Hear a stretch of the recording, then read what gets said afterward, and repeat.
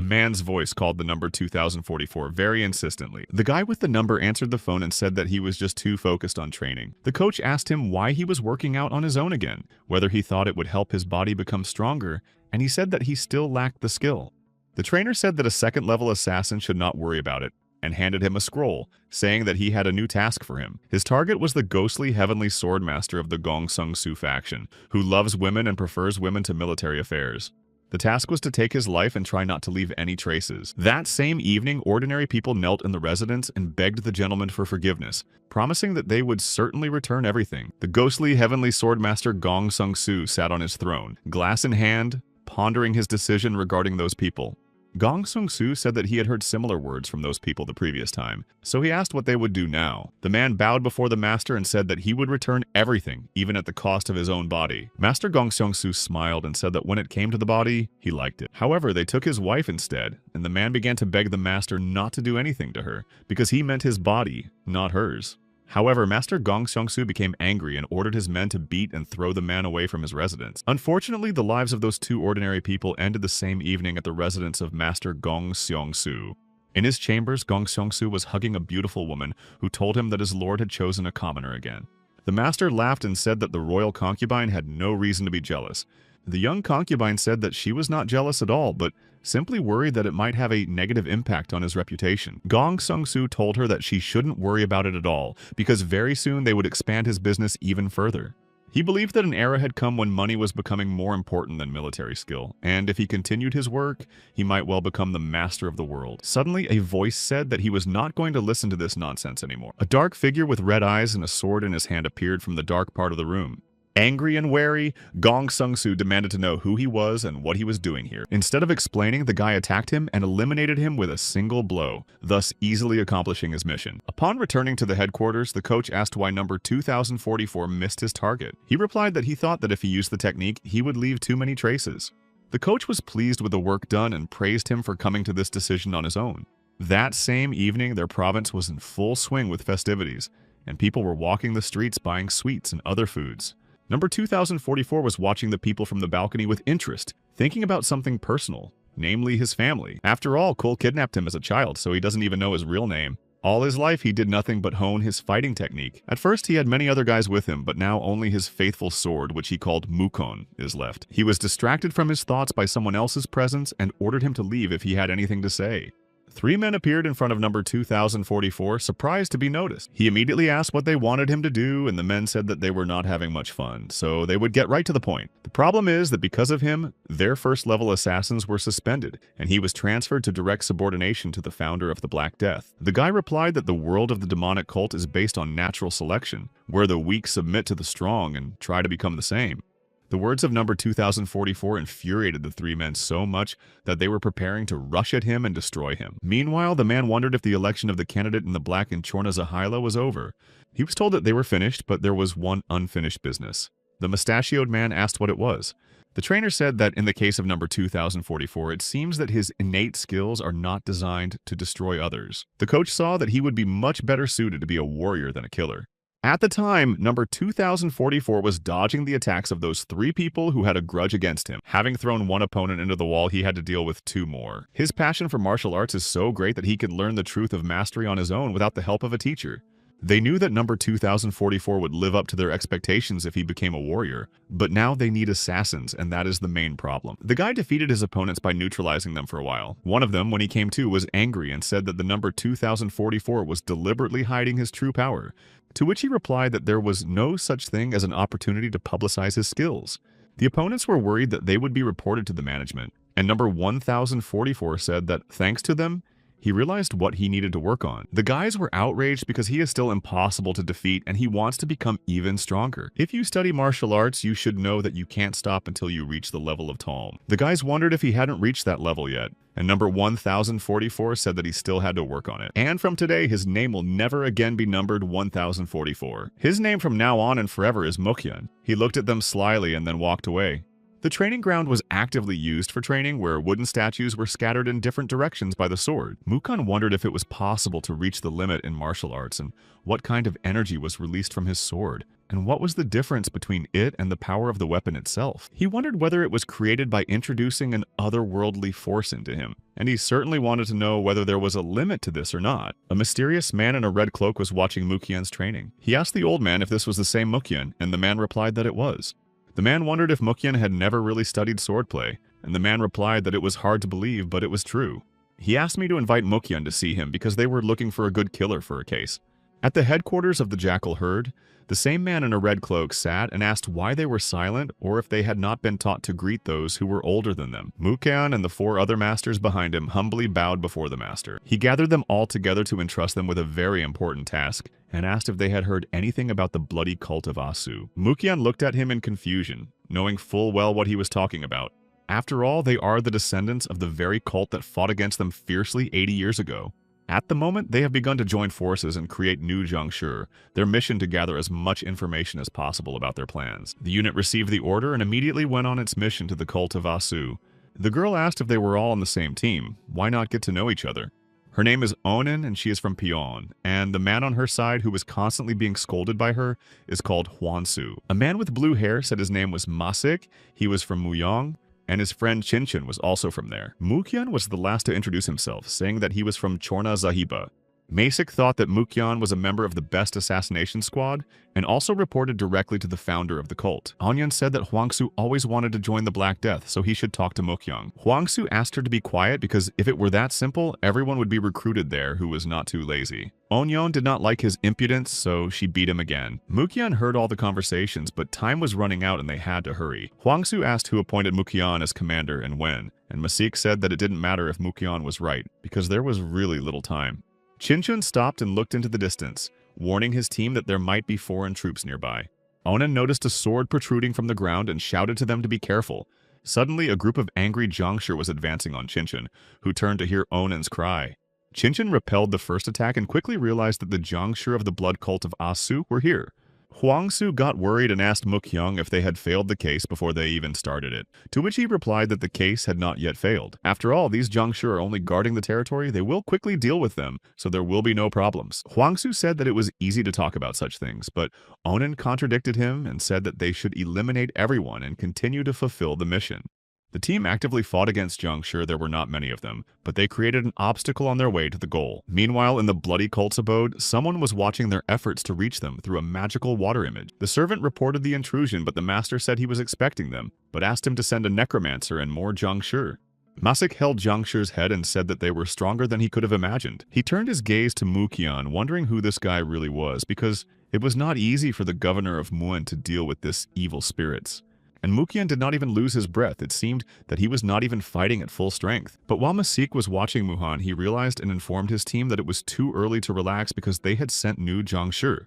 At that very moment, the ground under their feet began to tremble, confusing everyone. The team heard an evil laugh and looked up to see a figure at the very top of the tree.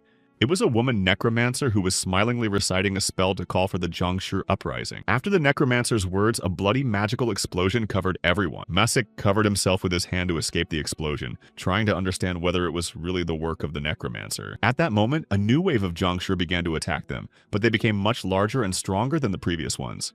Masik jumped higher to assess the situation and realized that some Zhongshi were different from others. The necromancer used her best thug to tell them that they had no idea who they were dealing with. Mohang was assessing the situation while dealing with Zhongshi and listening to what the necromancer was saying. Suddenly, he realized that these were no ordinary Zhongshi because they were behaving strangely. In one of the Zhongshi, Mukang recognized Gong Shongsun, whom he had recently liquidated. Mukyan explained to Masik that among them is a target destroyed during the mission, so it seems that the rumors about the bodies of Murma masters being turned into Zhongshi are quite true. Mukyan decided to leave Zhongshi to them, as the invasion has already been detected and the time for the mission is running out, so they need to find their base as soon as possible. Hwangsu was angry and yelled at Mukyan, who burned it all down and just jumped through the trees in search of the base. Mukyan knew that he could not fail this mission because if there was such a strong necromancer and so many Zhongshi, it meant that they were hiding something somewhere nearby. He wondered if he could get inside, so first he had to destroy their line of defense, and the defense troops far from their shelter. Mukyan intuitively realized that he had come to the right place when he found the entrance to the cave. However, when he entered the cave itself, he did not expect to see so many Jiangshi. Most likely they were created and kept in this cave. Mukyan was well aware that he could not cope with them alone. Suddenly, one of the Jiangshi jumped up and attacked Mukong, to which he immediately reacted in time. Their fight was watched by spectators who discussed among themselves that, judging by the outfit, this boy was not from the faction, so he may be a killer of a demonic cult. They greeted Mukyar and said they were glad to see him in the bloody cult of Asu. The founder of the bloody cult, Asu-sama Yom, said that Mukong would have made a good Jiangshi. Yom himself said that he was the founder of the blood cult, but did Mukyar come to join and become part of their cult? Mukong asked him why he needed all these Jiangshi, whether they were planning to start a big battle again, or maybe they were planning to gather all of their supporters. Yom himself said that he was not planning anything like that, but he noticed that Mukyan was definitely not on the same page with them. After all, the blood cult of Asu is the successor to the blood cult of the once destroyed 40% of their power, which took almost 50 years to restore. Mukyan realized that things were bad, so he urgently needed to tell his customers about it. However, Samayom said that Mukyan should not even try to get out of the cave because it was soaked with poisonous fumes. It was interesting to see how long Mukong would last against them in this state, because the better the skills, the stronger Jiangshi would be against him. Having dealt with all the Jiangshi patrolmen, the team walked through the forest and discussed recent events among themselves. Some of the team was angry with Mukyan for leaving them, while others took his side, saying that there were good reasons for it. Suddenly, Masik noticed something strange and called on everyone to come to him immediately. Mukyang fought alone against Jiangshi's army, wondering if he would die like this despite his skills, if his training meant nothing. If this was not enough, how could he then become stronger, and even more so? How could he overcome these milestones of Jiangshi? Mukyan believed in himself and his strength, so he told himself that it was too early to bury himself. Yom herself gloated over Mukong, telling him that he would soon become part of Jiangshi's troops. Mukyan was covered in blood and looked at the founder of the bloody cult Asa with incredible hatred. Mukyan didn't need anything else, he just wanted to know if he had that high limit of skill. Was it even possible to achieve it in the course of martial arts? Mukyan was interested in how the energy of the sword and its power arises, and whether it has an otherworldly power, and whether it has the same energy. People say that an outstanding master can fight several dozen at a time. Mukyan was very eager to achieve this. He realized that from the very beginning it wasn't so difficult, because cutting is quite simple, just swinging a sword. Yom herself said that she finally saw hope in his eyes because it can easily turn into despair. Mukyan said that Sama Yom was right in his words, and now he would show him in action what real despair is. Mukyan, clearing the way for the cult founder, asked if he had ever heard of the Black Death, as the demonic cult had been formed many years ago. He kidnapped several thousand young children and taught them, selecting the best among them to make them into top-class masters. This is how the Killer Squad was born, which is directly subordinate to the leader of the Black Death cult. Mukyan was assigned the number 2044, and only those who have passed many tests can receive their own name. And as for his dark spirit inside Mukyan, it is not stinking or somehow different, but simply dark. His name is Mukyan, which means black smell, and the founder of the cult will remember this name for a long time. Yom himself began to get very angry because Mukong had destroyed all of his new Jiangshi in one blow. Mukong asked him if he had enjoyed the moment of despair enough because his face suddenly darkened. Mukyang asked Sam Yom to remember this moment very well, and the name of someone who will one day reach the pinnacle of his skill. After his words and a spectacular appearance behind Sam Yoma, Mukyan stabbed the founder of the cult, Asu, in the back, to which Samayom said that he himself was able to remember it. However, by the time Mukyan reaches the top, he still has to survive. Mukong dealt with Jiangshi but forgot that the cave was completely saturated with poisonous fumes. During all this time, he inhaled too many poisonous fumes. The new Jiangshi were still advancing on the exhausted Mukong, and there seemed to be no end in sight. She was sitting on top of a tree looking off into the distance. She noticed that the curtain was shattering like glass that was being broken by a strong impact. She began to realize that the situation was getting out of control. She went down to the rest of her team and told them that they seemed to be in trouble. Masik said that they had to find Mukyan and get out of there as soon as possible. In the end, the curtain fell, but the question remained why and what could have broken down such a strong barrier. It seems that the information from Muyong was reliable, which means that they are indeed producing Jiangshi and planning to attack the Imperial Palace. Jiangshi's troops and bodies must be returned to where they came from. The team managed to find Mukyan, but he warned that the cave was filled with poisonous fumes. Imperial troops have already arrived to fight the blood cult of Asu. Masik took Mukyan away, saying that they would take care of the rest and that he was very lucky that they arrived on time. Thanks to the Imperial army, not only the mission but also their lives were saved, but they were curious about what happened. Did Mukong manage to destroy all these Jiangshi in a poisonous cave by himself? Huang Su looked at Mukong and thought that they had clearly underestimated him from the beginning. The Imperial army rushed into battle against the bloody cult of Asu. Members of the cult could not understand how the Imperial soldiers were able to get through, because the veil could not be pierced from the outside. Something must have happened to the founder. General OK Yong Chin ordered all the troops to march forward because they dared to threaten the security of the emperor and his people. None of them deserved to live. Platoon leader M. Chun ordered his soldiers to kill absolutely everyone. The general of the blood cult ordered his soldiers not to panic because they were just soldiers with average combat skills. The necromancer watched them fight, asking if her master was okay, to which he replied that he was, but he was standing idly by like a scarecrow. Before he disappeared into thin air, he said that a smart bird will always find a person, while a stupid one will try to get a few unfortunate grains.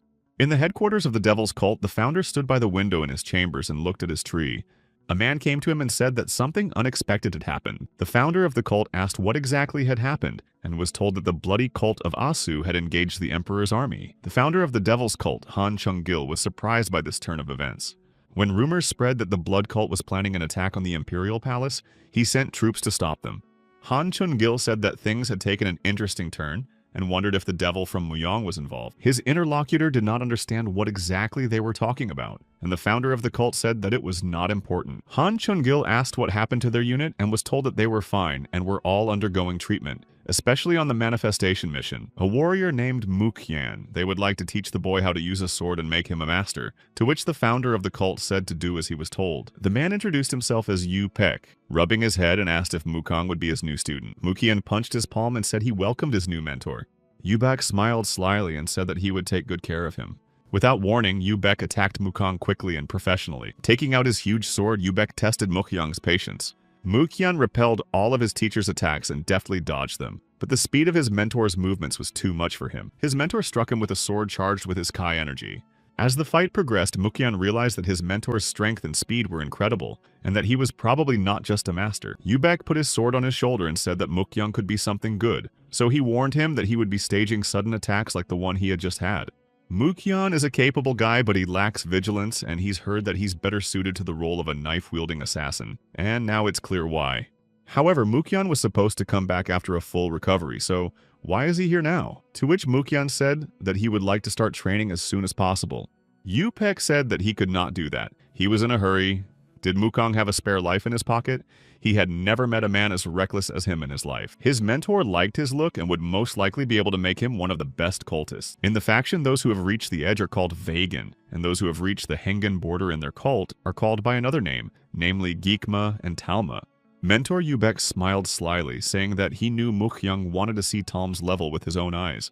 Mukyan said that he was right. He had often wondered why he could not see his limits when holding a sword. His mentor asked him what was the most important thing in martial arts, and Mukyan replied that he thought it was knowledge. Yupek replied that this is true because it doesn't matter how strong one is without understanding the truth, because one can find oneself in a dead end, and the only way to get there is through a very strong desire, and this is possible when one is unable to sit still because of a constant thirst for power. And his task is to show a small manifestation of the truth. Mentor Yubek again rushed at Mukong with a sudden attack. This time, the attack was more powerful than the previous one, and the mentor put his own Kai energy into his movements. Mukyan quickly realized his plan and quickly dodged the attack by moving behind Yupek. He wondered if his mentor wanted to destroy him before he learned the truth, because it was simple. If there is no student, there is no problem. Yupek said that he had no doubt that Mukong would evade, so he would try to teach him everything he knew. Although the mentor cannot guarantee that Mukyan will reach Talm's level, he promises to do everything possible to achieve this goal. In front of Mukyan is not just a small river stream, but a raging torrent that breaks through the stone. Yupek's mentor is very interested to see how far his sword will go. Mukyan realized that he had a great chance to finally realize his biggest dream. He promised himself that he would steadfastly follow the will of his mentor, Yupek. As one of Yupek's ancestors said, when the wills of the weapon and the master coincide, even a dry branch can break a mountain. This is the legendary power of the sword. Of course, you can create energy similar to his sword power by force, but it will take a long time and the difference in efficiency is enormous. Mukyan thought it was incredible because the power of the sword's energy was so impressive. So what would his true sword power be capable of? He wanted to find out later. 10 years have passed since the beginning of his training, and Mukyan still hasn't fully understood the power of the sword. During this time, Mukyan was always hindered by something or lacking something.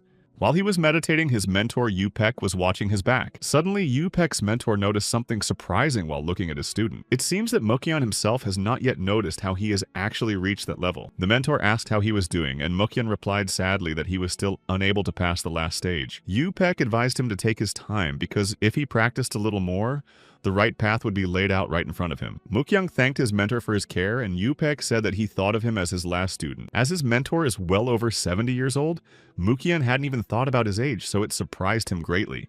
Yupek asked how old Mukang was, and he replied that he was 27. The mentor said that the student looked younger than his age, and that he might have studied Chuansul. Mukang said he hadn't studied, but his mentor seemed to have retained his youth, and Yupek said he hadn't either, because as he developed, he grew inwardly. It begins to affect the appearance, but this is only on the outside, and inside everything is slowly aging, so you should be careful with delaying aging in whatever way you choose.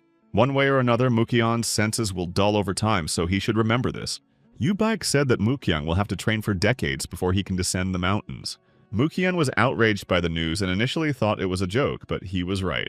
1 year later, he wondered what eventually became of the bloody cult of Asu, and his mentor said he didn't know if the cult hadn't been destroyed even earlier. A year later, Mukang asked Yupek if he had ever heard of the Cult of Darkness, and his mentor replied that he did not know, and that it was obvious that he lived in the mountains.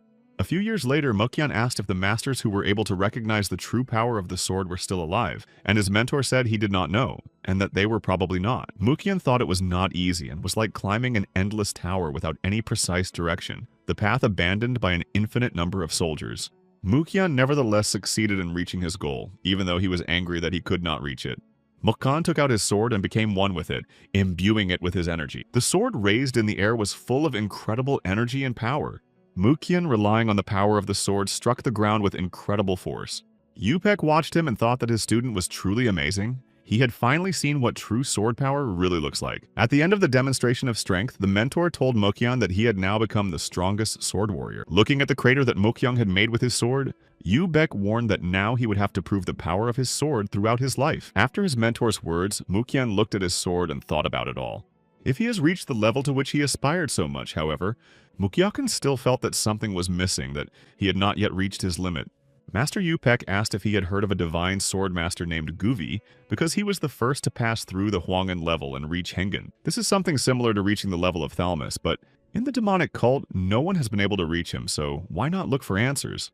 In the Arts of the Dark Spirit, this collection was written by Guvi in his old age, and he put there all the knowledge about the techniques existing in Parha, if you master what was written there. Then, with the help of vital energy, it will be possible to accumulate inner strength and naturally achieve the truth. This knowledge will only be for the benefit of the self. His mentor recommended that Mukyan start learning Parsi already, but this language is taught in the second language, which puzzled his student. Raising his head to the sky with a slight smile, Yupek told Mukyan that it was time for him to come down from the mountain. Mukyan bowed to his teacher and thanked him for everything he had given him. The road down from the mountains was winding, and sometimes there were single carriages and wagons running along it. Mukyan was lucky enough to come across a carriage that was traveling down the mountain, and stopped at his request. He kindly asked if the carrier had room for him. The carrier said he had no problem giving him a ride if he didn't mind riding in the company. This was not a problem for Mukyan, so the carrier asked him to sit in the back.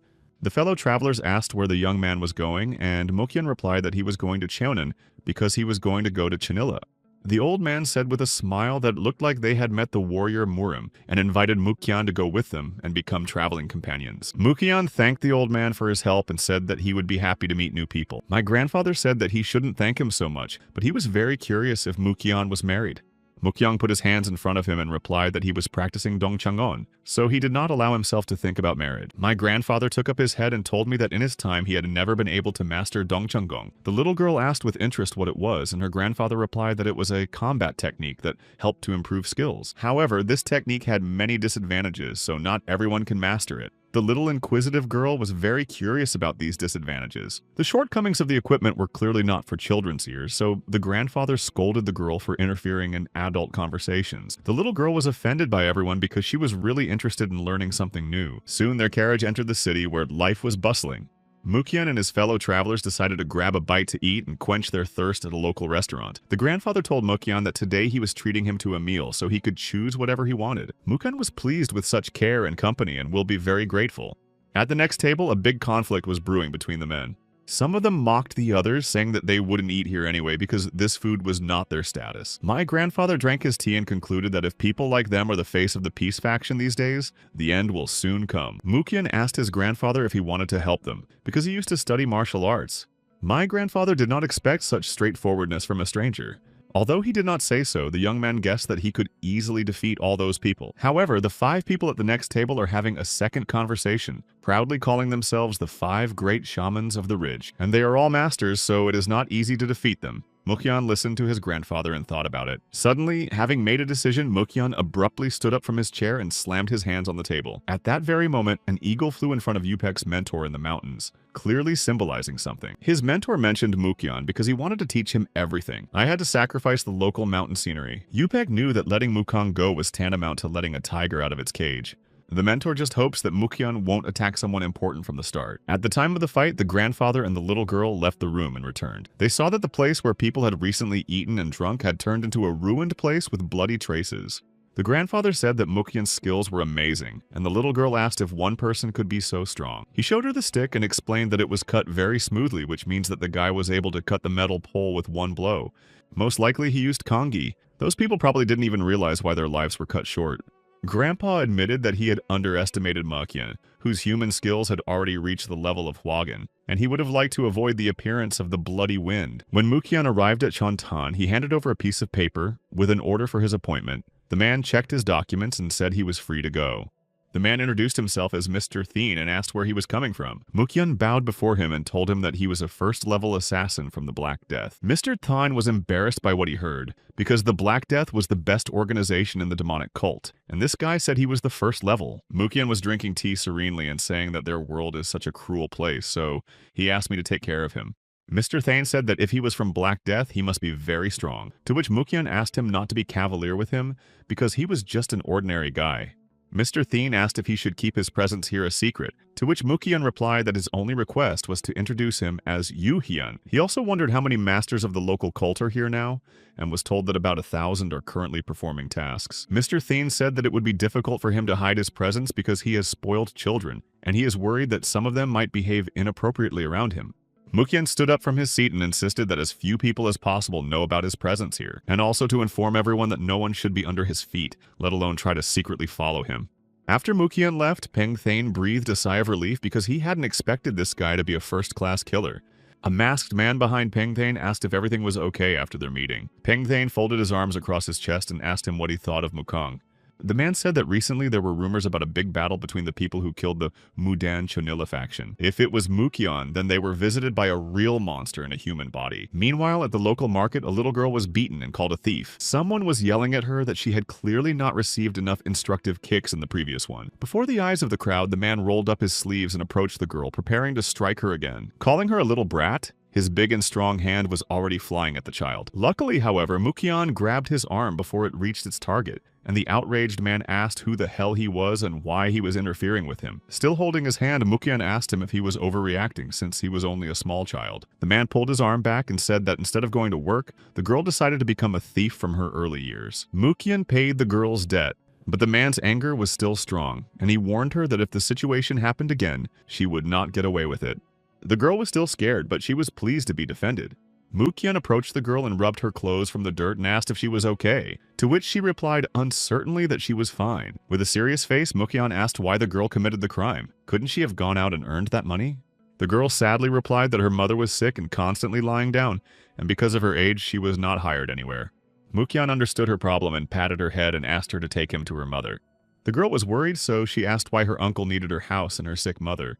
Mukyan smiled and said that he wanted to give her a job, but that he needed permission from her mother. The girl kindly walked Mukyan to her home, and when she got inside, she noticed that something was wrong with her mother.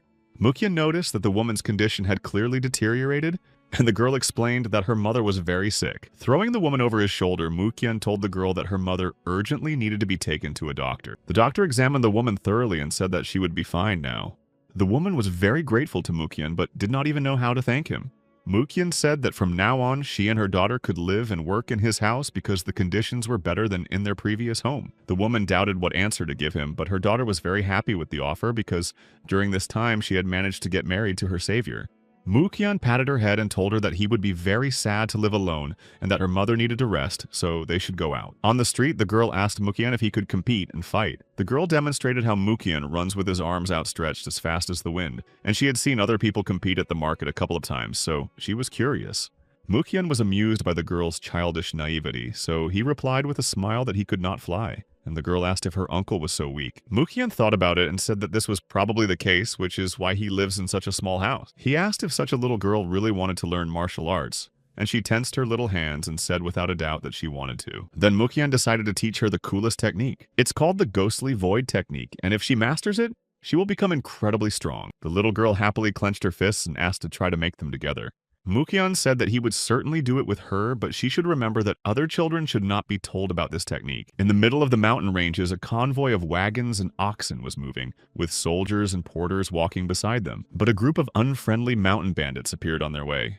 The battle was fierce, leaving many dead soldiers on the battlefield and the rest still trying to fight back. One of the wounded soldiers was catching his breath near the wheel of one of the carriages. He was angry that they were attacked and shouted that those bastards had no idea who they were messing with. The white-haired man snapped and replied that it probably all belonged to a big shot who was smelling money from afar. A man from the group that was attacked said that as soon as their cult found out that they had been attacked. However, he was unable to finish his thought because he was eliminated by a mountain bandit who obviously would not be intimidated by such words. The mountain bandit returned to the side where the battle was still going on, telling his men that it was time to finish. The soldiers left everything and fled. Some hid behind trees in the hope of being saved, but the mountain bandits found them and easily killed them. Pangtane rushed to Mukong with all his might, shouting that there was a disaster in the mountains of Quarren. Mountain bandits had attacked the wagons and stolen everything they had. Since it was a transportation of war funds, he sent 5 of the best masters with them. Mukyan came out of his meditation and asked if Pangtane already knew who the instigator was. Pangtane replied that if they dared to attack those wagons, they were most likely robbers from Mount de Sol. Mukyan said he would deal with them, to which Pangtane warned that there were about 200 bandits and craftsmen living there, so it would take a long time. Mukyan reached his destination and unceremoniously began to deal with the mountain bandits. He went and left behind lifeless bodies in search of those who still needed to be dealt with. One of the mountain bandits shouted at Mukyan who the hell he was and what he was doing on their territory. He ordered his men to come out of the tent immediately, calling them useless fools. Mukyan was serious, so he asked only where they kept the stolen goods. The mountain bandit shouted that Mukyan was too late because they had already sold all the stolen goods.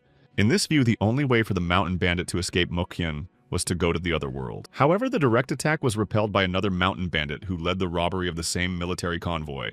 The mountain bandits were curious about who he was and why he had come, but Mukyan did not want to talk to them. This angered their leaders, and all the surviving mountain bandits rushed to attack Mukyan on orders. But their target did not even budge, and on the contrary, was preparing to take all their attacks with a smile. After all, the last time Mukyan fought against the same number of opponents, but then everything was a little different. The white-haired mountain bandit attacked Mukyan with a smile, saying that he really knew something. However, Mukyan was not having as much fun as his opponent, but rather sad because fights of this level had become completely uninteresting for him. The white-haired bandit swung his sword at Mukyan and shouted that he would finish him off once and for all. However, Mukyan easily dodged his attack without even putting in any effort of his own. Taking advantage of the opportunity, Mukyan severed the head from the body of the white-haired mountain bandit with a single blow. The mountain bandits saw their leader's head rolling on the ground and ran in different directions to save at least their lives. In the morning, there was not a single living soul left in the mountain village except for Mukyan, but out of one barrel came a mountain bandit who had been hiding there during the battle and thus survived. When he saw the aftermath of the night's battle, he thought that it all happened in just one night, and that only a real monster could do that, so he should report it to his superior. However, his plans were not to be realized because the sword passed through his body. Having dealt with the last mountain bandit, Mukyan ordered his men to take everything they had stolen and come down. The subordinate warrior Mukyan looked at him and thought that he was simply impressive in his strength because he had defeated an impregnable fortress in one night. Mukyan examined the body of the last bandit to be killed, and the subordinate warrior reflected on the fact that only the chosen ones can possess such incredible strength. Among his belongings, Mukyan found a beautiful women's hairpin and immediately thought that the little girl would definitely like it. They collected and delivered all the confiscated property to Penthane's residence.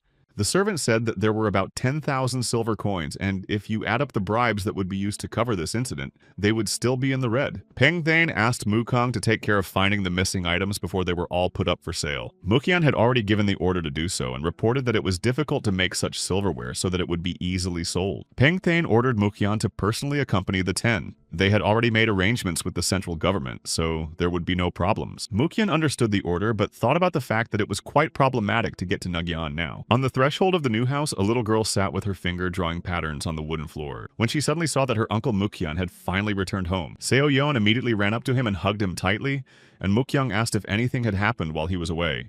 The little girl happily replied that nothing had happened, but she missed him very much because he had been away for so long. Mukyan gently stroked her head and asked why she was still awake, since it was already late at night.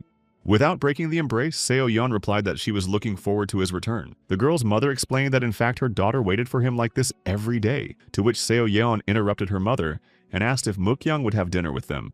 The girl grabbed him by the hand and led him to the table, and Mukyan asked the girl's mother to serve something simple, to which she happily said that everything would be on the table in a moment. After that incident, the faction's affairs went uphill. Although some things were stolen from them, they still dealt with the robbers. They earned money by transporting goods, hired soldiers, and managed to destroy the main camp of the robbers.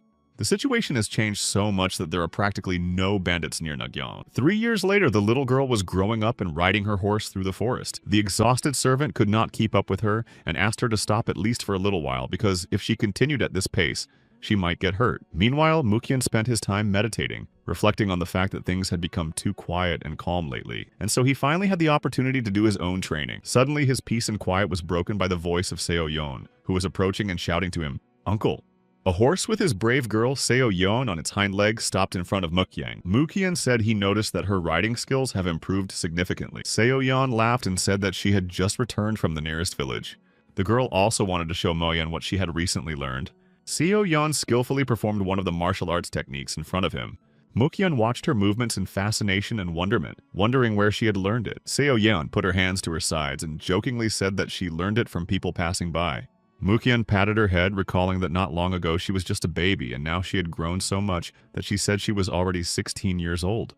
A servant arrived to whom Mukyan addressed the two, suggesting that Seo Yeon had exhausted her companion. The servant, still catching his breath from the race, said that it had not exhausted him. A messenger from Magyu came to Mukong saying that the central headquarters was surprised by his merits and therefore rewarded him in comparison to them. Thus, Mukyan was appointed to the position of the Great White General of the Thousand Wolves Society. Mukyan immediately realized that he was being assigned to the place where Cholgi Kwan's seat was. Peng Thane congratulated Mukang on his promotion with a sad face. It was unusual for Mukang to hear him address him officially, although now Mukang is higher in rank, so it's normal now. Mukyan asked when he should arrive at the central headquarters, and the envoy replied that he would give him time to finish his work, so it would take about 2 months. He should have returned to the center, but before that he should have put all his affairs in order. Mukyan wondered how his finances were going because he wanted to make some gifts before he left. Seo Young was so happy with what Mukyan had prepared for them. Uncle Mukyan said that this was their home now, and since she was an adult, she could choose the room she liked. Without waiting long, Seo Young quickly ran into the new house to look around and choose the best room, while Mukyang and her mother stayed outside. The woman did not understand why Mukyan was so kind to them, since he had already helped them in many ways. Mukyan asked to take the documents for their new home and money for a long and comfortable stay in it. The woman could not accept them, but Mukyan assured her that in the future she would have to marry So-yeon. Tomorrow Mukyan is leaving for a long journey, so he doesn't think they will have to meet again. The woman wondered why Mukyan had decided to leave everything behind so suddenly and leave. She was sad that she hadn't been able to repay him for his help over the years. Seo Yeon didn't understand why her mother was so upset. Mukyang explained to Seo Yeon that he was going on a long journey and that while he was gone, she should listen to her mother and do everything she said. She asked if he would go far away again, and Mukyang replied that she could do whatever she wanted, as long as she was not lazy. Seo Yeon loved her uncle's affection, and smiling, she promised to become stronger.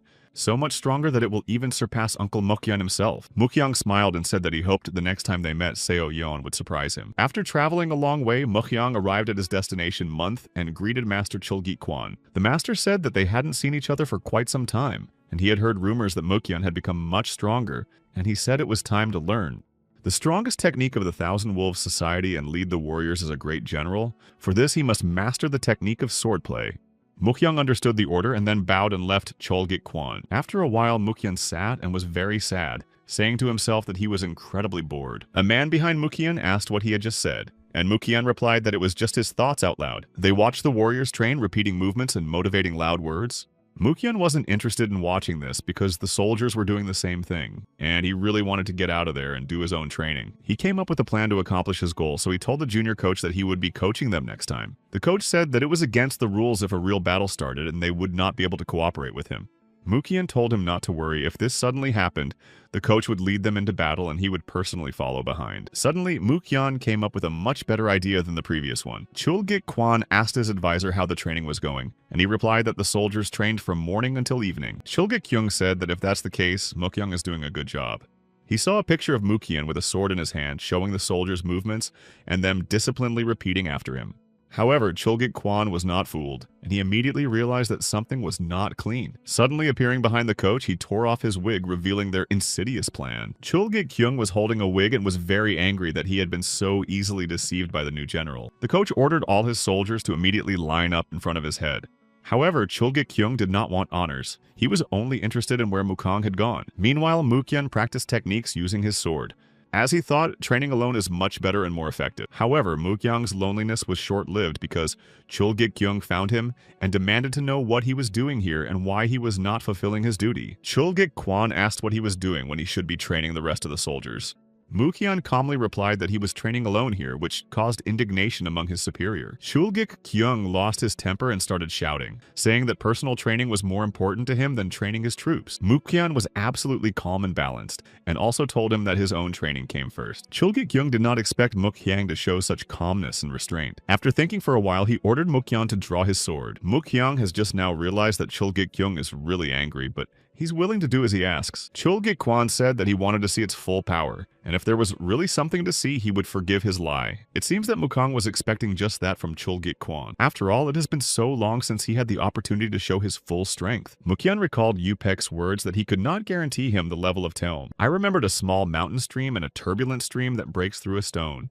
Mukyan used the technique of rock destruction in the image, which immediately gave off incredible energy. Mukyan had full sword technique, so he took the liberty of attacking first. Chulgik Kwan had no idea that Mukyan could possess such knowledge and skills. Their swords clashed in a duel of honor from which only one strongest swordsman will emerge. Chulgik Kyung stopped and told Mukyan that he was getting too carried away. Now he will show him what real and worthy power is. He will demonstrate a technique capable of demolishing 10 fortresses in one fell swoop. Mukyan thought that maybe it was the incredible energy of the cosmos. Is it possible that this force is capable of destroying a mountain with its bare hands? Or maybe something that controls all life in this universe. Mukyan could not know for sure, but he was quite sure of one thing. He needed to hone his skills until he was blue in the face to use it. To crush your enemies to improve no matter what and in no other way, because this is the power of martial arts. Chulgik Kwan was incredibly surprised that Mukyan was able to use the sword command technique. After all, he knew that this technique was not easy to stop. In front of his eyes, Mukyan was already preparing to strike him with his sword. Chulgik Kwan already knew in advance that he could do nothing in front of such equipment. However, Mukyan changed his mind about attacking him and hid his sword. While Yoonggik Kyung could not comprehend what had just happened, Mukyan thanked him and said he was impressed with his technique. Mukyan thanked him for teaching him, but he still wondered how he could make amends. Yoonggik Kyung seriously thought about how he had underestimated this guy, because he had no idea that he was so strong. Turning to the exit, he said that, as he had promised, Mukyan could not attend general training. Left alone, Jeonggik Kwan destroyed everything in his path out of anger, not noticing that a raven was following him from afar. Having gathered the information, the raven flew to its master, the founder of the devil's cult, Han Chun-gil. The raven told his master everything he had seen and heard, and Han Chun-gil was surprised, saying that things had taken an interesting turn. After some time, the founder of the devil's cult summoned Mukyan to his place. He said that he had not seen Mukong for a long time, but he had heard that he had become a true martial arts master. Mukyan bowed to Han Chun-gil and thanked him for his words. Han Chun-gil told Mukyan that he had called him to his house to find out his plans for the future. Another man who was interested in Mukyan joined their conversation. He had heard of Mukyan in Nagoya, but as it turned out, he was secretly amassing forces at the central headquarters. Thanks to Mukyan, their company grew significantly, and they even managed to create 3 new guilds, but this led to a conflict with the Punishing Clan. Mukyan asked in surprise what kind of a Punishing Clan it was.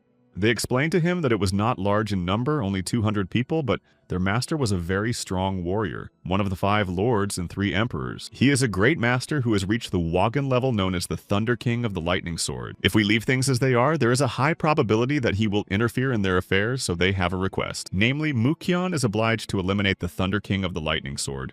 When Mukyan is killed, the world will know that they have the power to remove one of the 5 rulers and 3 emperors. Han Cheung-gil is providing 4 additional people for this mission. However, Mukyan objected to the founder of the cult, assuring him that he did not need additional people because he could handle it himself. In the forest, a group of 4 people were making their way through the bushes, discussing among themselves that today they would search the area across the river. The girl reached into her bag, expressing her opinion that the person they were looking for might not have been alive a few years ago. She looked at the picture of their target and said that she was looking for him only for the reward, but that this was the first time she had seen such a hopeless case.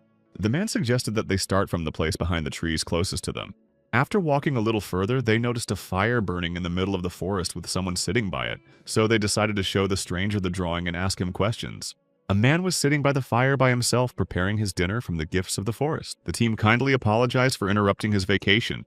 The senior man from the company asked him not to think anything of it. They were not bandits. They just wanted to ask him a few questions. They have been searching for the person who organized the massacre in Chonilla for some time now. Showing a scroll with a picture, the man asked if he knew the person. Mukyan recognized himself in the picture, so he took off his hood for the sake of curiosity and said he hadn't seen it. The team also did not recognize the man in the picture as Mukyan, but it was worth having a drink with a stranger. The senior member of the team apologized for treating him with suspicion from the very beginning, and Mukyan said that everything was fine, because now they were doing well. He also thanked him for the delicious alcohol, to which the older man laughed and offered to have another drink.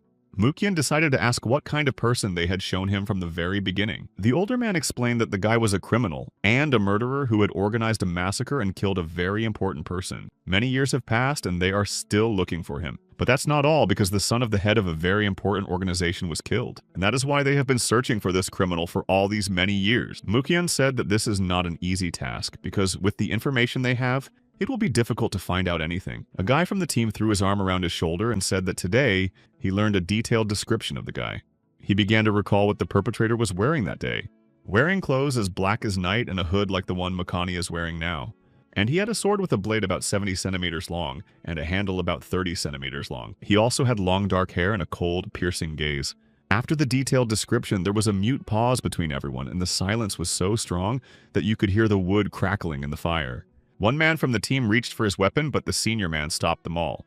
However, Mukyan was not bothered by this at all and sat calmly finishing his drink.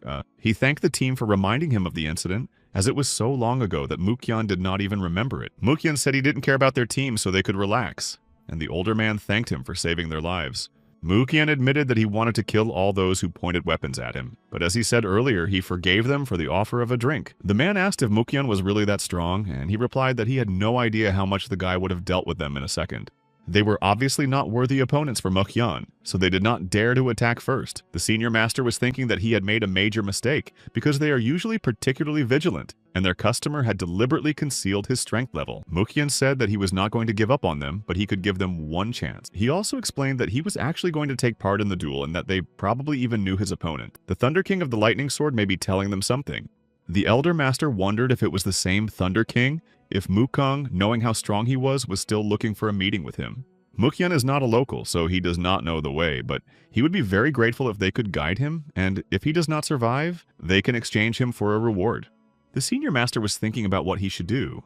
After gathering his courage, he decided that he and his team would still hold the Mukyan. Mukyan, sitting on a horse, felt something strange and kept looking back. The senior master also noticed this and watched him for a while, not understanding what was happening. Mukyan realized what was going on and seriously ordered someone to appear before him immediately. Suddenly, shadows that looked like people began to appear among them. 4 warriors bowed before Mukyan, who was sent by the founder of the cult. They explained that they had been sent from the center to help Mukyan in a critical situation. Mukyan told them that he did not need their help so they could go back to the center. But the soldiers told him that they could not return because they had been ordered not to leave Mukyan. There was nowhere to go, so Mukyan allowed the soldiers to follow them, but forbade them to do anything without his permission. The soldiers bowed down to Master Mukyan and said that they obeyed his orders. The team was amazed at how quickly those soldiers moved like true professionals. The day was approaching night and the team and Mukyan were almost at their destination. The senior master explained to Mukyan that his opponent's residence was just over the hill. A man's hand was touching a blooming peach tree, and the man himself said that he did not think he would have guests. He ordered his servants to go downstairs and invite those people to him. After all, it is bad form to keep distinguished guests on the doorstep. The senior master told Mukong that they had arrived at the residence of the Thunder King of the Lightning Sword. The owner of the residence came out to them and asked them not to be so surprised and to go inside. The senior master looked at him and could not believe that this was the same Thunder King, because with his skill he could not look so young. The soldiers who were assigned to Mukyan could not understand what their general was thinking and why he was delaying the battle. Why General Mukyan just walked in without doing anything? Perhaps it was some kind of special trick. The guests were kindly invited to the table with the group and the old master sitting at one large table and Mukyan and Lightning Sword at a separate table one-on-one. The Lightning Sword poured them tea, telling Mukyan that it was this tea that he cherished the most. He invited Mukyan to try it, and the guests thanked him. Lightning Sword noticed that judging by the way Mukang drinks tea, he is a real hillbilly. Or was he not taught manners as a child at all? Mukyan said that he was right because he did not receive such knowledge as a child, and he is a recluse, so he does not like society at all. Lightning Sword noticed that Mukyan is quite an interesting person to talk to, because you wouldn't think that you were after his head. He wondered to what he owed such attention, and Mukyan replied that he was simply doing the will of his master. Lightning Sword understood, so he asked again how Mukyan liked his tea. Mukyan replied that the tea was good, but he preferred alcohol.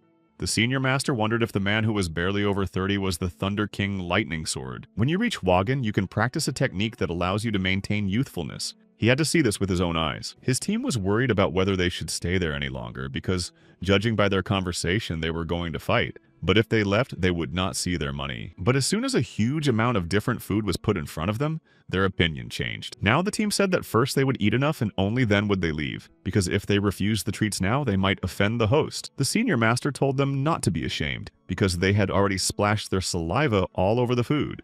Quite a number of respectable people came out of the residence to meet them, some of whom called the owner of the house their father. The Mukyan warriors thought that this meant that the Lightning Sword had summoned the masters of the Punishing Clan. They realized that this could turn out badly for them, because problems from such a fight were guaranteed. The Lightning Sword told them to come in, he called them to listen to a conversation that they would need, so they should pay attention. Mukyan noticed that the Lightning Sword was well-trained, laughed, and said that there were only a few truly worthy masters among them. He wondered if Mukyan had studied anything else besides martial arts, and he replied that he had, but that he didn't like anything else except music. Lightning Sword asked if Mukong could play the hangum, and he replied that he could, but only a little. Lightning Sword asked me to play for him in the residence of the house at least a little bit because he was very interested in hearing his sound. Mukyan agreed to play, and his sound spread throughout the estate and garden, everyone silently listening to his music as if mesmerized, not daring to stop him. Mukyan finished playing and thanked all the listeners for listening to his imperfect melody.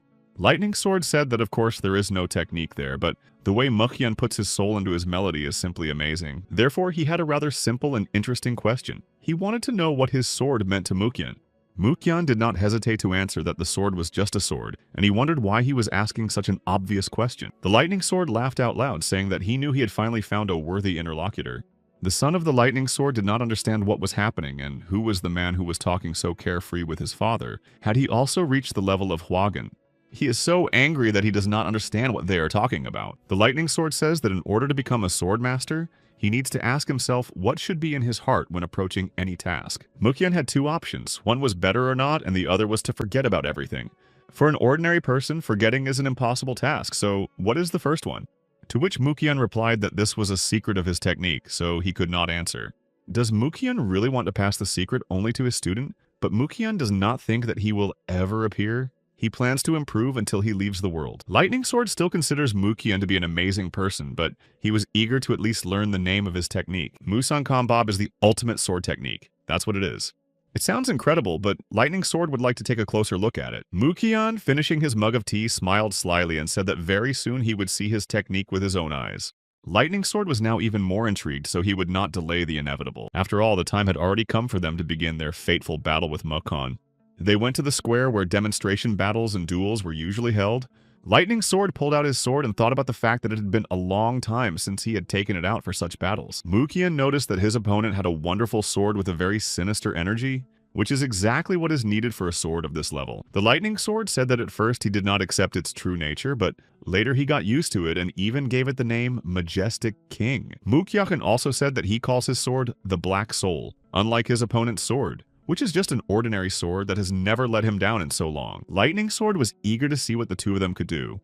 Before the battle, he called the name of his son Zhong Yi, who was ready to listen to his father's words. Lightning Sword said that he was going to start a duel, and if he was gone, he forbade revenge because it was only a duel between two strong masters. It was hard for Zhong Yi's son to hear such words, but he humbly obeyed his request. Lightning Sword asked Seo Jin if he didn't die today, he would like his sword, the great king, to go to him. Seo Jin replied that he would not dare to take him away because he was only his student, to which Lightning Sword replied that it is only a sword and his skills are far from perfect, but the energy and the impetus to live remind him of his youth, so he will keep the sword.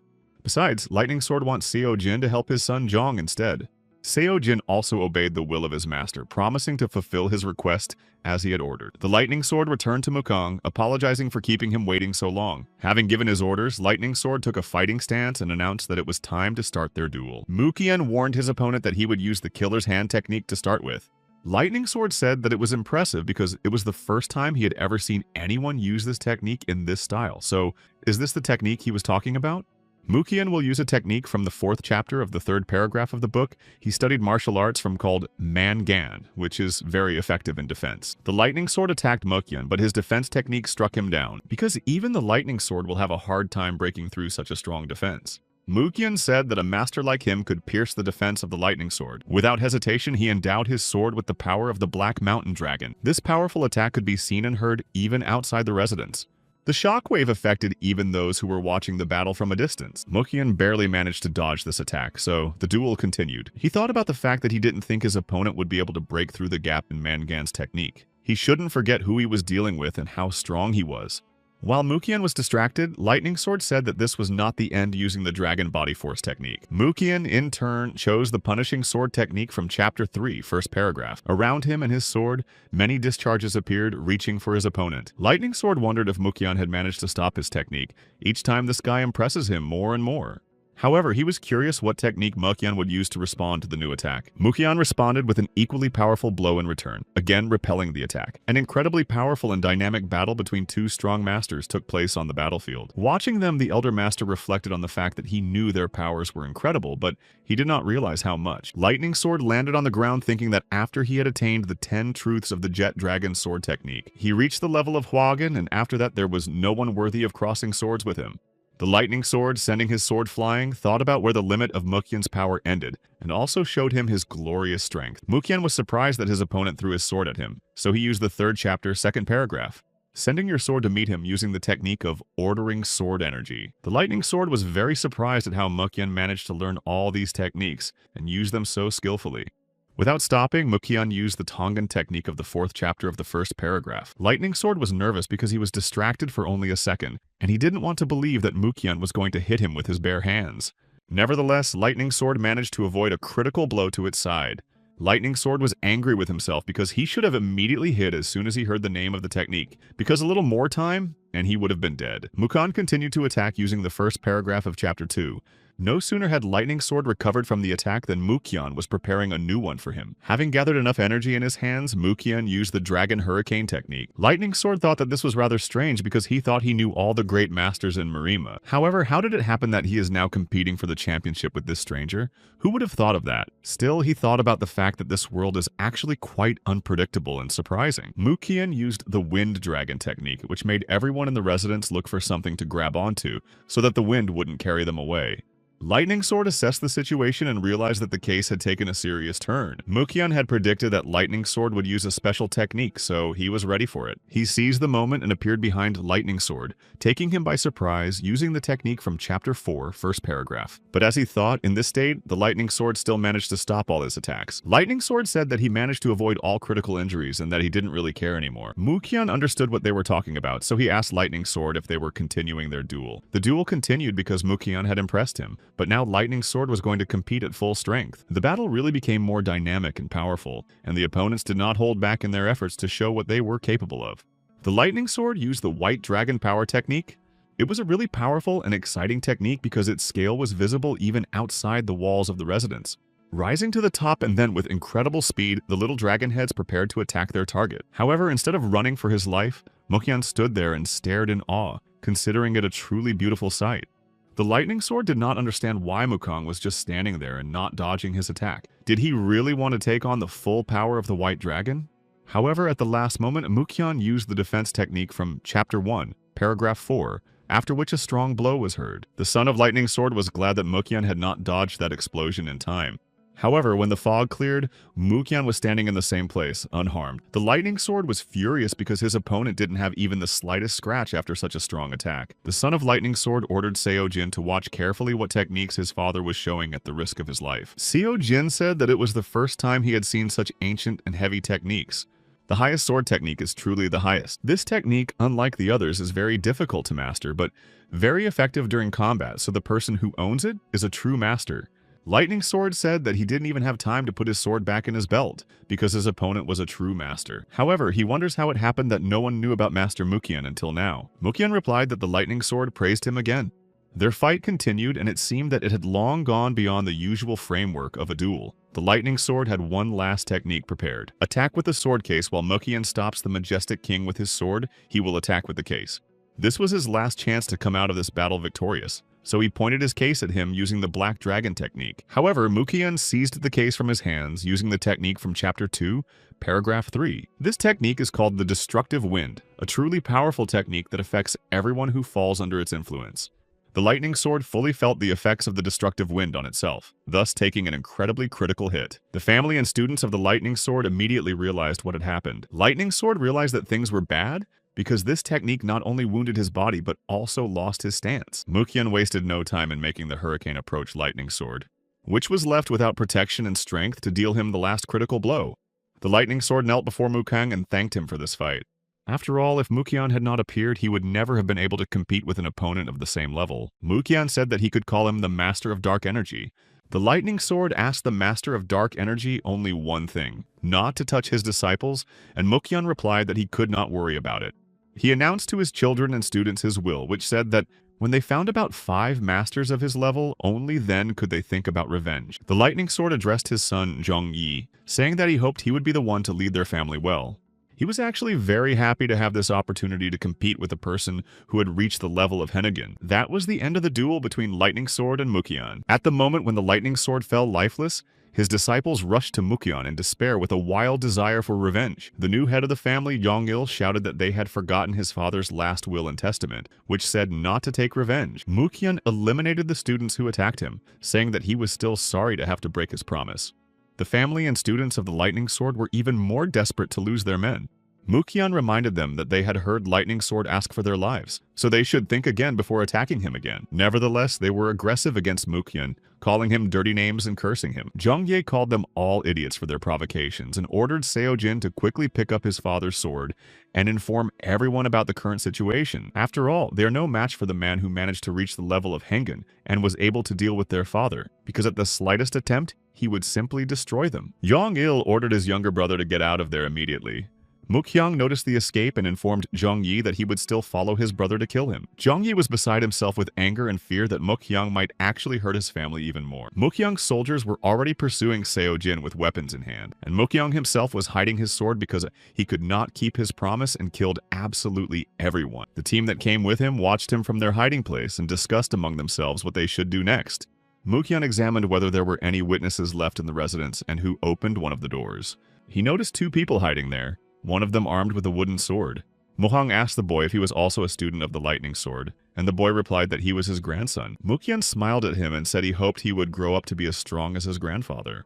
He also asked whom he was hiding and protecting behind his back, and the girl replied that she was his maid. Mukyan apologized to his team because this time they would not receive an award for him, but asked them not to be upset because no one knows what will happen tomorrow. Mukyan asked his soldiers what happened to Seo-jin and was told that unfortunately he managed to escape. Mukyan was angry that he was assigned soldiers with such poor skills. The team wondered who they were, to which Mukyan replied that they shouldn't worry about them and should rather think about their skills. Mukyan asked the senior master to go to the department that promised a reward for him and pass him something for which he rewarded him with silver. Mukyan turned to the grandson of Lightning Sword, saying that when he becomes a strong warrior, they will meet again.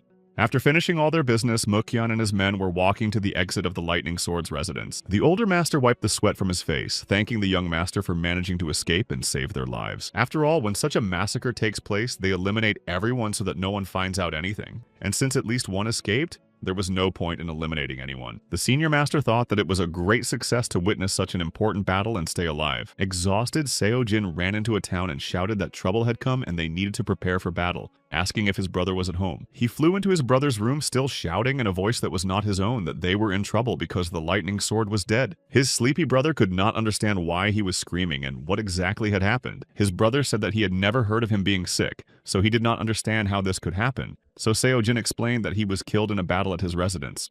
He couldn't believe that the lightning sword could be destroyed by anyone, so he wondered who the master was who managed to do it. Seo-jin explained that the killer called himself the Master of Dark Energy, a great master of the Yungyong level, and quoted his father Mukyang's last words.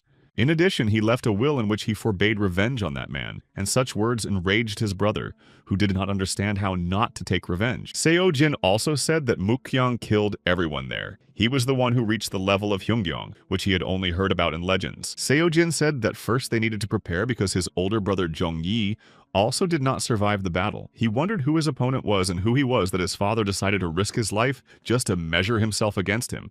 His brother asked Sung-jin to write down everything that Lightning Sword talked about with Mukyang in detail, because that's all he needed to do. Mukyang arrived back at the clan where he was praised for doing a good job this time. However, Han Chun-gil wondered why Mukyang chose to duel rather than simply kill him himself. Mukyang explained that meeting a master of this level is a once-in-a-lifetime chance.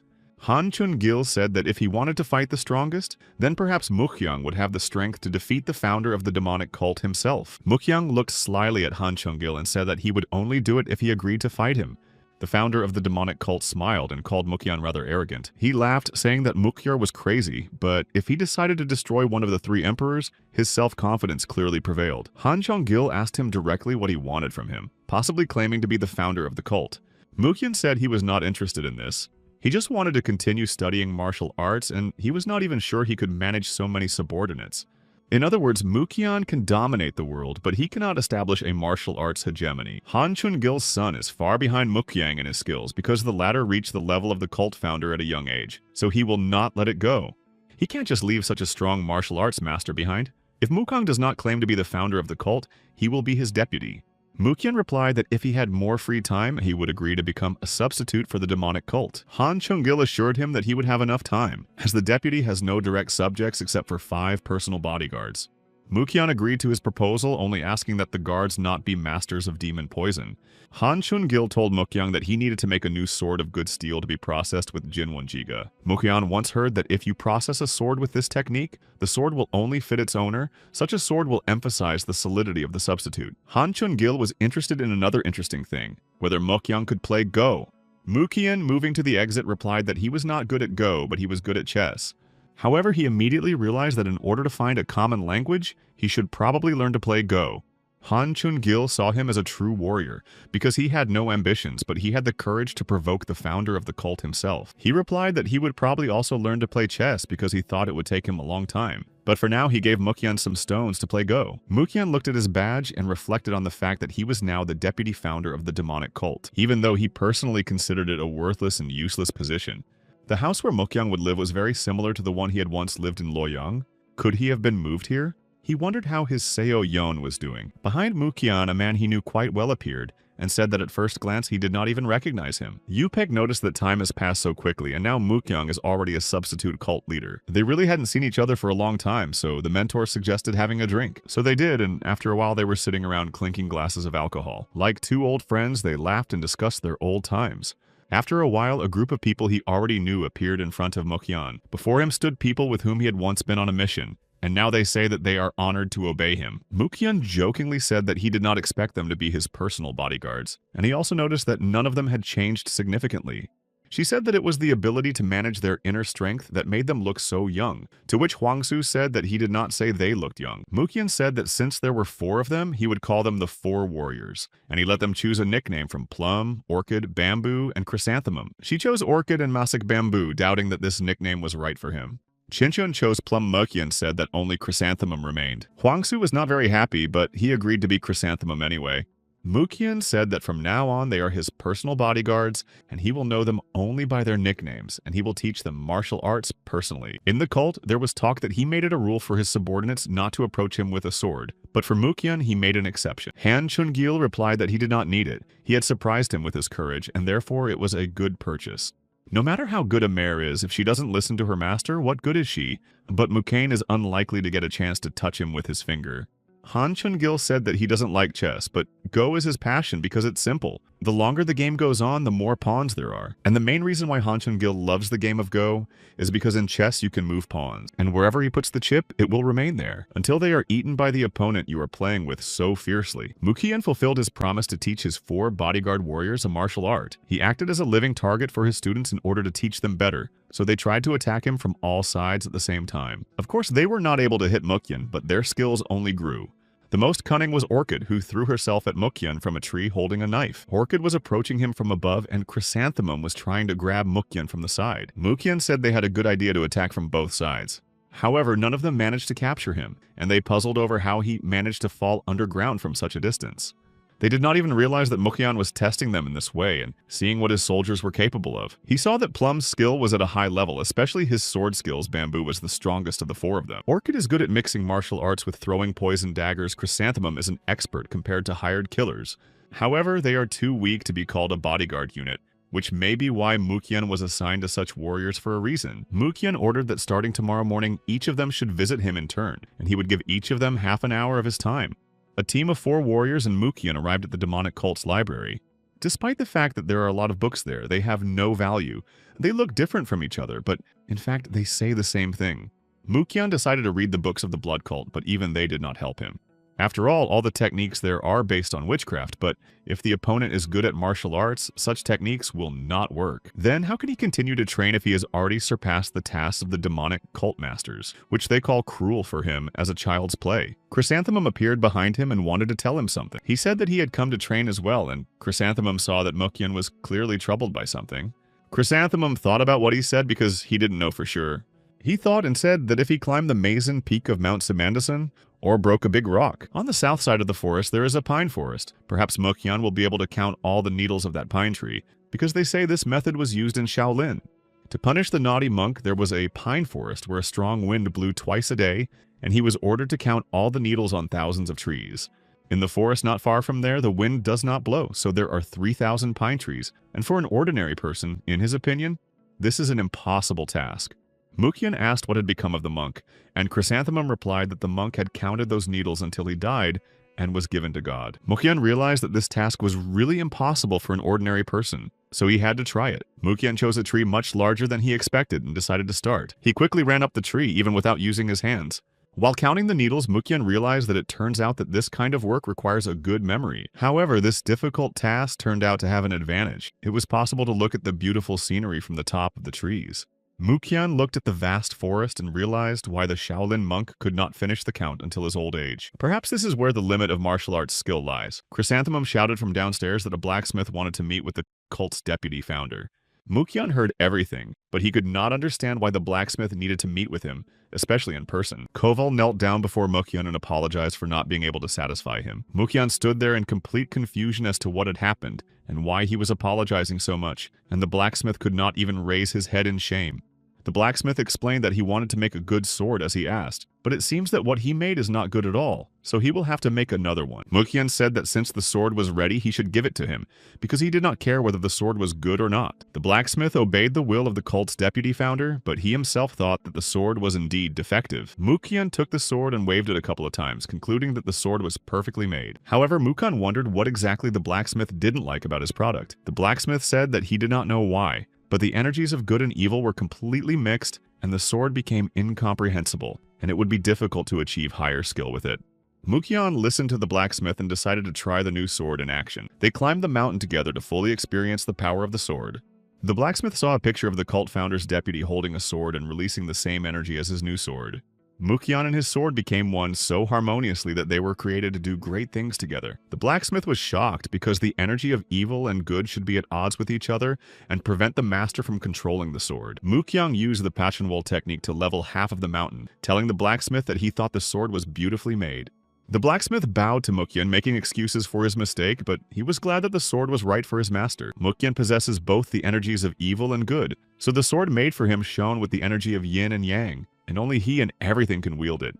Mukian had done his job and liked the idea that his sword would obey only him. The blacksmith was happy to give Mukian a dagger that he had made to complement the sword. The name of that dagger is Mukenbi, and it is also made of Mukian energy.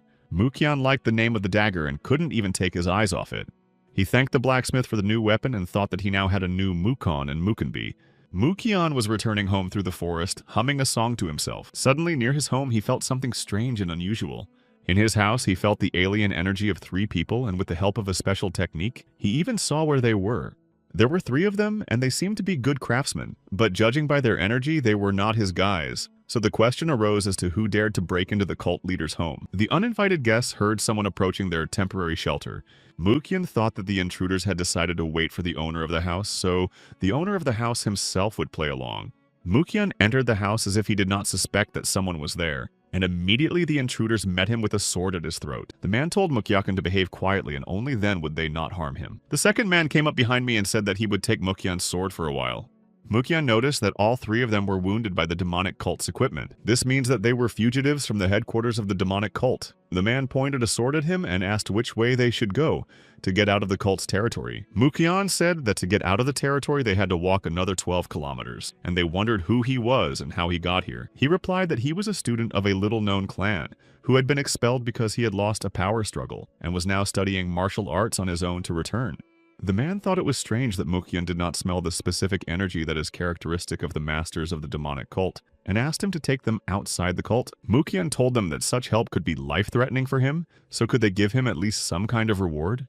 The men looked at each other, pondering his request, and then agreed. Mukyon looked at their injuries and offered to help them first, as he had previously studied healing a bit and could treat their wounds. The long-haired man asked Mukyon to look at their student first because she was the most difficult among them. Mukyon immediately noticed that the wound was caused by the use of the soft fist dragon technique. Thanks to her henman skills, the wound was not critical. Mukyon realized that the girl's face was very familiar to him, but there were no people among his acquaintances who had studied the Yunmoon internal energy management technique. After a while, Mukyon finished treating and rewinding the wounds of his uninvited guests. Mukyon was happy to help, but he remembered his reward well. He specifically looked at the men's bodies, but unlike the girl, they had not studied the henman technique. Since they are from the same clan, why do their internal energies differ? The orchid came to his house and urgently needed a replacement for the cult's founder. Mukyon greeted her suspiciously kindly and quickly asked her to buy him rice and vegetables, as well as painkillers and Nerngnai Sukwon. He quickly closed the door behind him and thanked her in advance, leaving her in complete confusion. However, Orhidea had many questions for Mukyon about whether he was harboring a prison escapee. Mukong said that they were disciples of Heaven's Gate from Loyang County, and that they and 200 other disciples, some of whom had escaped and come to him. She asked Mukyon if anyone else knew that they were hiding in his house. The answer she received was that everyone from the demonic cult and the founder of the cult also knew. Mukyon knew that if the founder of the cult knew about it, he had to deal with them as soon as possible, but he was still worried about the girl. Mukyon asked Orchid if the Heavenly Gate clan teaches its students how to manage inner energy. Orhidea said that Henman martial arts is based on sword techniques, so we can consider them to be 2 opposite types of martial arts. Mukong began to guess once people from the Loyang County clan and a girl named So. He finally recognized the girl as his little So-yeon, and everything became clear to him, and he thought about how much time had passed since he left. Mukyon asked Orhidea to tell the founder of the cult that he would personally deal with his guests. He asked Orchid to bring something else for him and thought that if this was really his Seo-yeon, he could not leave her in trouble. Mukyon and his guests passed by the mountain without realizing where it was leading them. Mukyon pointed and told them to follow that road for a couple more days and they would be safe. The guy who had previously confiscated Mukyon's sword kindly returned it as promised. As soon as Mukyon took back his sword, one of the men felt that his energy changed for some reason, and he immediately thought of an ambush. However, there could be no mistaking it was the energy of the orchid that arrived downstairs with the box in hand. Mukyon noticed their fear, so he told them that they had nothing to worry about, that he was not going to attack them because he had had many chances before. Orchid smiled sweetly and handed the box to Seo-yeon, who could not understand what was happening. Mukyon told Seo-yeon that he didn't have much time, so he couldn't prepare a good gift, so he asked her to accept it. He gave the men silver coins for the road, not much, but enough for the trip. Seo-yeon was surprised to ask Mukyon why he was giving her such a gift, what she could have done to deserve it. Mukyon laughed and reminded her that he had promised to buy her this long ago, and turned to her and told her that he was glad to see her again. He said this and, together with Orhidea, disappeared from the young team's sight. Seo-yeon just now decided to see what was in that box, and there were earrings and a pendant. Seo-yeon guessed and suddenly remembered the day she and Mukyon were walking through the market, and she came across a jewelry store. She looked sweetly at Mukyon, pointing her little finger at the pendant and begging him to buy it, to which Mukyon said it was too early for her to wear such a thing. Seo-yeon was upset but asked Mukyon what she could wear now. As usual, Mukyon patted her head and said that when she grew up, he would buy much more beautiful jewelry than this. Seo Yeon even made Mukyoung promise on his little fingers, which he gladly did. After realizing this too late, Seo Yeon rushed to the foot of the slope, crying out to her uncle Mukyoung. Orchid asked Mukong if this was his daughter, and he replied that it was his adopted daughter, and he did not even know that she had joined the Heaven's Gate clan. In truth, he didn't want Seo Yeon to have anything to do with martial arts. Chrysanema appeared on their way, blocking their path to his house. Chrysanthemum told the deputy cult founder that the cult founder was calling him to his place. The founder of the demonic cult was playing his favorite game, Go, saying that he was pleased to have a good pawn. After breaking one of his chips, he said that no matter how good that pawn was, if he cannot fulfill his role, then the demonic cult no longer needs that pawn. Mukyoung immediately sensed a strong aura of a cult founder, similar to the other martial artist from the demon cult. The three-headed demon elder Seo Mu Yun is also the Azure Poison Emperor, the deputy founder of the cult Nengbin Yu, and Crimson Smile elder Ah Byeon Mo Song, also the Lone Wanderer Steel ruler Jang Long, and the demonic Czech flutist Han Chun Long, the great emperor of the dark demons, the founder of the demonic cult, Han Chun Gil. Deputy Cult Mukyoung explained in front of everyone that he had his reasons, but he suspects that something else was in store for him. Han Chun Gil said that he had no right to engage in arbitrary actions.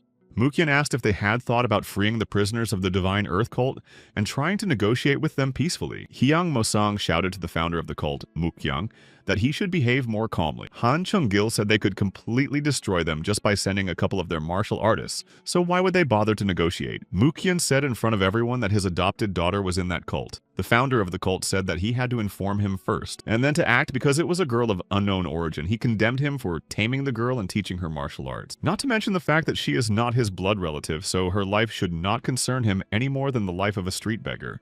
Han Chun-gil stood surrounded by his masters, asking Mukyoung if he was still not going to obey them. Mukyoung replied that he was sorry, but she was still his adopted daughter, so he could not bend the knee to them. Han Chung-gil was torn with anger, but he asked if this was Mukong's final answer. However, the founder of the cult backed down and allowed Mukong to do what he wanted, because he thought that Mukong's stubbornness could not be overcome by intimidation. Mukyoung was grateful to the cult's founder, Han Chung-gil, and said that Hyang Mo-song would provide details of the case, so he could leave now because the conversation was over. However, the conversation was not over for everyone because the cult's founder asked the cult's deputy founder, Nengbin Yu, to stay. Han Chung-gil advised Mukyoung to make every effort to deal with the matter on his own, if he did not want to be a useless servant for the rest of his life. Mukong's team asked if he was okay, and Mukong ordered Sliwa to go to Nanyang and do everything possible to protect his adopted daughter. As for everyone else, they need to learn about the people associated with the cult of the Divine Earth as soon as possible. Mukyoung told them that starting today he would be going to Nanyang for a month, so they should try to manage during this time. Mukyoung reported to Hyang Mo-song that the man was Jin Young, the mighty earth sword who was 2 meters tall and had a muscular body. He can be considered a martial arts warrior overflowing with honor because he has never broken a promise and he has a terrible dislike for the demon cult. Hyang Mo-song said that his father died in a battle with a martial arts master from the demonic cult, so he knows the reason for the hatred. He also knows that the Justice faction expelled the founder of the cult, Yang Chun-yang, and that he led 200 martial artists with him. Mukyoung said that Hyun knew a lot, to which he replied that he was just doing his job, because in his cult he was responsible for gathering information. Mukyoung told him that he only hoped that this information was reliable. Hyang Mo-song said he was confident, but even if the information was false, Mukyoung could destroy him at any time. Mukyoung recalled how Yubek taught him that he needed to be able to instill fear in those who thought that their intelligence would help them cope with someone who used brute force against them. Mukyoung assured him that he would never use a sword to get rid of people like him, and he asked him what he thought of the treaty with Jin Yang. He replied that this treaty would not be easy to implement because this cult of the Divine Earth, if the faction decided to attack their cult, would have no choice. Xiang said that he does not think it is unrealistic that they are not hostile to them. 10 days later, they sent 12 more martial artists to the Nanyang region. On the way there, Sol Yakbek taught Mukyoung how to play the zither. She had 20 people under her command, including bodyguards. These people were veterans of martial arts, so the road to the cult was short. Thanks to this, their journey to the Nanyang region took only 12 days, and they were provided with all the information they requested. Jin Young was known for keeping his word. He was someone who never gave up on a good cause. Except for his unbridled libido, he was not a bad person. The man who provided them with the information laughed and said that Jin Yang was always accompanied by his mistresses. Sol Yakbek asked if the cult's deputy founder was going to sign a peace agreement with those people, and he replied that he would if everything went as planned. Mukyoung stood on the mountain looking out over the settlement, wondering how Seo Yeon's mother was doing, since she now lives in a small house near the cult. Jin Young wanted to take her to live with him because she was quiet and made a good impression on others, but she refused to do anything, even marry him. Mukyeon thought it was a stupid thing to do because she should have remarried and lived without worries. Suddenly, someone shouted at Mukong, telling him to get out of the land of the Divine Land cult. It was a brave little boy with a wooden sword who ordered Mukyeon not to move and asked if he was a spy. Mukyeon thought that the boy did not look like a peasant, although his wooden sword was a toy, but it was very skillfully made. He was clearly the son of someone in a cult. Mukyeon began to scare the boy with his tone, but the boy was not afraid, and on the contrary, called Mukyeon a bold bastard. Mukyeon said that he was personally sent by the Divine Earth cult to capture him. So what kind of luck is it when the victim falls into his hands? The boy was already trembling with fear, but he was still standing with his sword at the ready. Mukyeon struck his sword with his hand, and surprisingly, the boy withstood his direct blow. Mukyeon immediately realized that this kid had great potential and the courage to stand up for himself. Suddenly, the boy's wooden sword touched Mukyeon's stomach. The boy was very happy because he managed to beat Mukyeon himself in such a duel. Unfortunately, the boy did not know who he was dealing with, so he received a corresponding blow from Mukyeon. Mukyeon said that the boy was unlucky because it hit all his vital points, and now he will not be able to use his hands. The little boy whined that it was not fair because he had stabbed him first, to which Mukyeon replied that there was no place for fairness in battle, only strength. Mukyeon saw that the kid lacked inner kai, but he seems to have most of the basics down pat. So we can say that this guy is pretty smart. He mockingly told him that the young man was a sprout of the cult of the Divine Earth. Mukyeon explained that he had specifically affected his life points only because he was very hungry, so the little one should share the meal with him. The boy crossed his arms over his chest and said offended that he did not want to eat his food. Mukyeon said that if he ate, he would gladly shove it down his throat. The atmosphere at the diner left much to be desired, but the food was delicious. The boy decided to eat anyway, asking if he would eat everything or if the man would finally leave him alone. The boy quickly ate it all up and told Mukyeon that he was going back to his home with his permission. Mukyeon said that thanks to the kid he had a lot of fun and asked if his companion was having fun as well, which got a negative reaction that made him laugh even more. Mukyeon said he had fun, but it was time for him to get back to business. Near the cult of the Divine Earth, there were two guards who were talking to each other that their watch was almost over, and the next shift should be coming soon. Suddenly, a strange old man approached them and asked if they were the cult of the Divine Earth. He asked the guards to go after the cult founder because he and the people behind him had some business with him. The guards did not understand who they were and how they could have arrived on horseback, so they did not even notice them, and they urgently needed to inform the founder of the cult. A man appeared behind the guards and said that there was no need for this because the founder of the cult, Jin Young, was already here. Jin Young knew they were coming because of the disgusting aura that emanates from them, and he doesn't want to deal with such freaks as the demon cult. The old man said that he didn't seem to care at all about the novices who were now their prisoners, so the founder of Young should think about it better. Jin Young was angry that the demonic cult was trying to threaten him, saying that they had nothing more to discuss with trash like them. Sol Yakbek asked the founder of the cult if he would at least like to listen to what they had to say to him. They are the demonic cult who came to hold peace talks with the Divine Earth cult. Jin Young was angry because they left him no choice, so he agreed, but only representatives would go inside. Sol Yakbek bowed with gratitude before the founder of the cult. So they all sat down at the negotiating table with 2 representatives from the Divine Land and 3 representatives from the demonic cult. The leader of the Justice faction cult, Yong Chun Yan, thought that he was asked to participate in the talks only as a formality. But this goes beyond that. That old man with the dark, strong aura around his hands is the demon Ok Guan Pai, the 13th ranked demon in the demon cult. And that girl is as beautiful as Jade, or is she the beauty of sound? Sol Yakbek. He knew that those 2 would have been enough to destroy them, but he could not understand why they came to the negotiations. Yang Chun Yan was amazed that someone as majestic as Ok Guang Pai was in such a friendly place as this. He replied that if a person holding a higher position than him was here, then why shouldn't he come here? Yang Chunyang thought that he was a higher position in his cult than he was, but he was probably the genius elder of the demonic cult of Hyang Mo Song. However, he does not feel the demonic Kai leaving him. He must be a new martial artist they have never heard of. Sol Yakbek said that they came for negotiations. She handed them a scroll with their terms and conditions, and asked them to read them and give an answer. Yang Chun-yen told Jin Young that they wanted to deceive him because it was a negotiation tactic to later take over their cult. Suddenly, Yang Chun-young trembled with fear as he looked towards Sol Yakbek. She reminded him that this case only concerned the demon cult and the divine earth cult, so Jin Young had to make a decision on his own. If the founder of the cult agrees to their terms, they in turn promise to return the prisoners to them for preservation purposes. Jin Young said he didn't even have time to read their 4th condition, and didn't even know what to say. He didn't understand whether these conditions were beneficial to the demonic cult. Sol Yakbek replied that the founder of the cult personally agreed to these conditions, and reminded that his henchmen cause a lot of problems, so they came here. Jin Young said it was the right thing to do because he had a lot of suspicions about them. He recalled that out of all the people sent to them, only 3 returned, and thanks to them they found out that the place they attacked was part of a demonic cult. Sol Yakbek said that the demonic cult does not want to be at odds with the Divine Earth cult, but if they refuse their offer, the demonic cult will have no choice but to completely destroy the Divine Earth cult, so it should think about it carefully. Mokang promised Jin Young to maintain the position of the demonic cult on this issue. Jin Young wondered who this guy was. He guessed that he was no ordinary master in an ordinary position, but he did not feel any demonic chi from him. Jin Young nevertheless accepted their terms in order to avoid unnecessary bloodshed. Jin Young realized that Mukhyang was the cult's substitute, that he was really the substitute for the founder of the demonic cult, and he stopped understanding what was happening.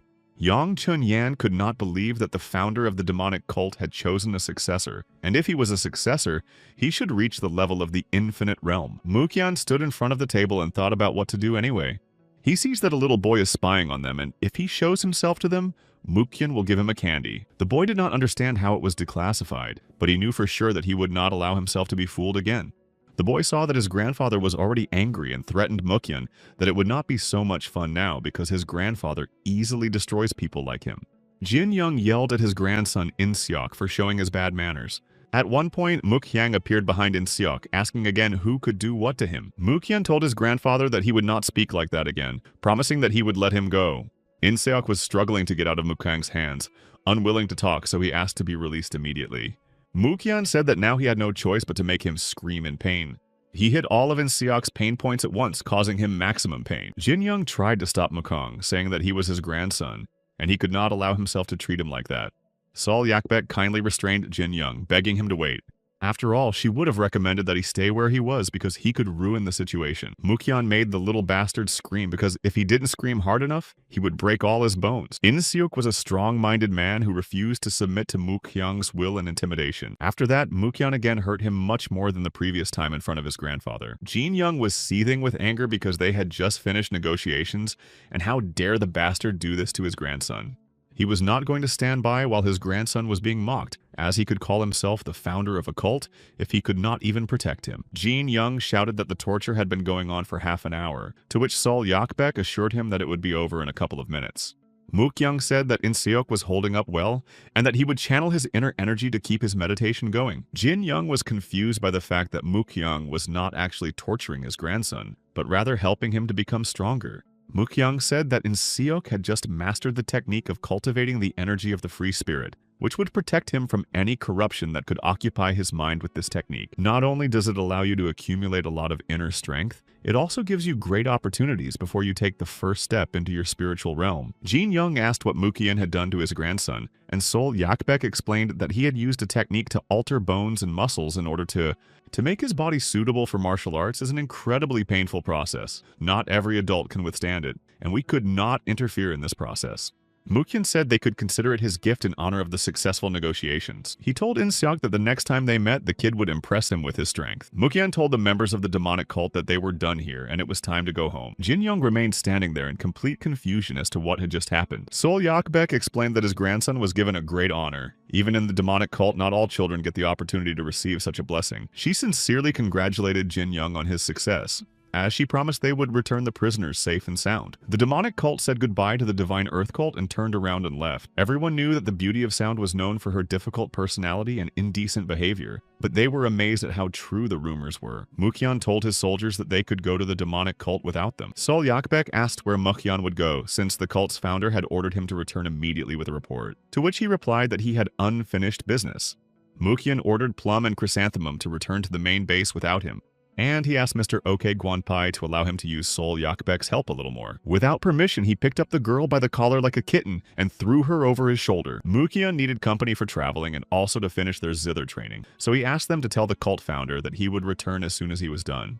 OK Guanpai shouted at Mukhyang to stop, but he had already ridden off on his horse to do his own thing.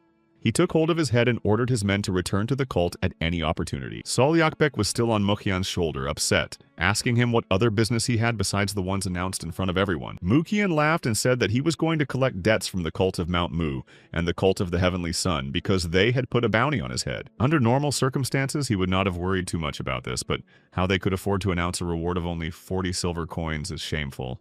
Sol Yakbek asked whether it would have been better to go with the main forces of the cult to destroy them, because it was too much for one person. Mukhyang said that there was no need for this, as he alone would be enough for the job. In one of the cults, the founder sat and sorted through documents and flirted with his maid. Suddenly, there was a huge explosion, destroying everything in its path. Mukyan walked through the devastation, telling everyone that he had come to collect what the founder of the cult of Mount Mu owed him. The guards of the Mount Mu cult clan immediately rushed to him, threatening him that he did not even know who he was facing. The founder of the cult was afraid to ask his maid who this master was and why he was looking for him personally, why he was looking for what he needed. Mukyan wondered if he didn't remember him, if he hadn't personally announced the award because he wanted to see him. The founder of the cult, Goro Mu, could not understand what kind of reward Mukyan was talking about. Before him stood the one who had killed the 5 warriors of the Mount Mu cult a few years ago, and the one who had defeated the Divine Thunder Sword Emperor. The master from Mount Mu rushed at Mukong, asking how he dared to raise his sword against the founder of the cult. Mukyan noticed that he was a good fighter and was curious to know who he was. The man said he was the deputy founder of the Golden Dragon cult. Mukyan said that this case did not concern him. He did not want to become an enemy of the Golden Dragon cult. His words angered the deputy founder of the Golden Dragon cult, who called Mukong an arrogant bastard. The substitute of the Golden Dragon cult used the Moonblade technique against Mukong. Mukong wondered if that was all he could do, if that was the sword's order. The founder of the cult of Mount Mu realized that Mukong was definitely above the infinite realm, and it seems that it would be useless to resist him. He expelled the deputy founder of the cult and all the others to stay with Mukyan. Mukyan believed that the founder of the cult had decided to fight him, so why hadn't he drawn his sword yet?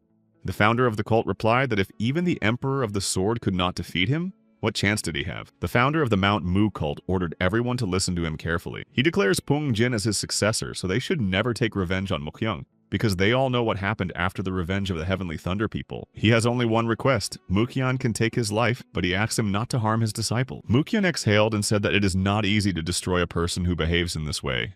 The founder of the cult of Mount Mu asked Mukong if he would leave just like that. Mukyan said that since he had made his intentions clear to them, he must now go to meet with the Heavenly Sun cult. The founder of the cult asked to be allowed to apologize on behalf of the cult of the Heavenly Sun, and maybe then he would leave them all alone. Mukyan said that if they are willing to go so far as to protect another cult, then his business here is over. The founder of the cult of Mount Mu, after Mukong left, slept on his butt and exhaled, saying that he could not believe that they had survived it.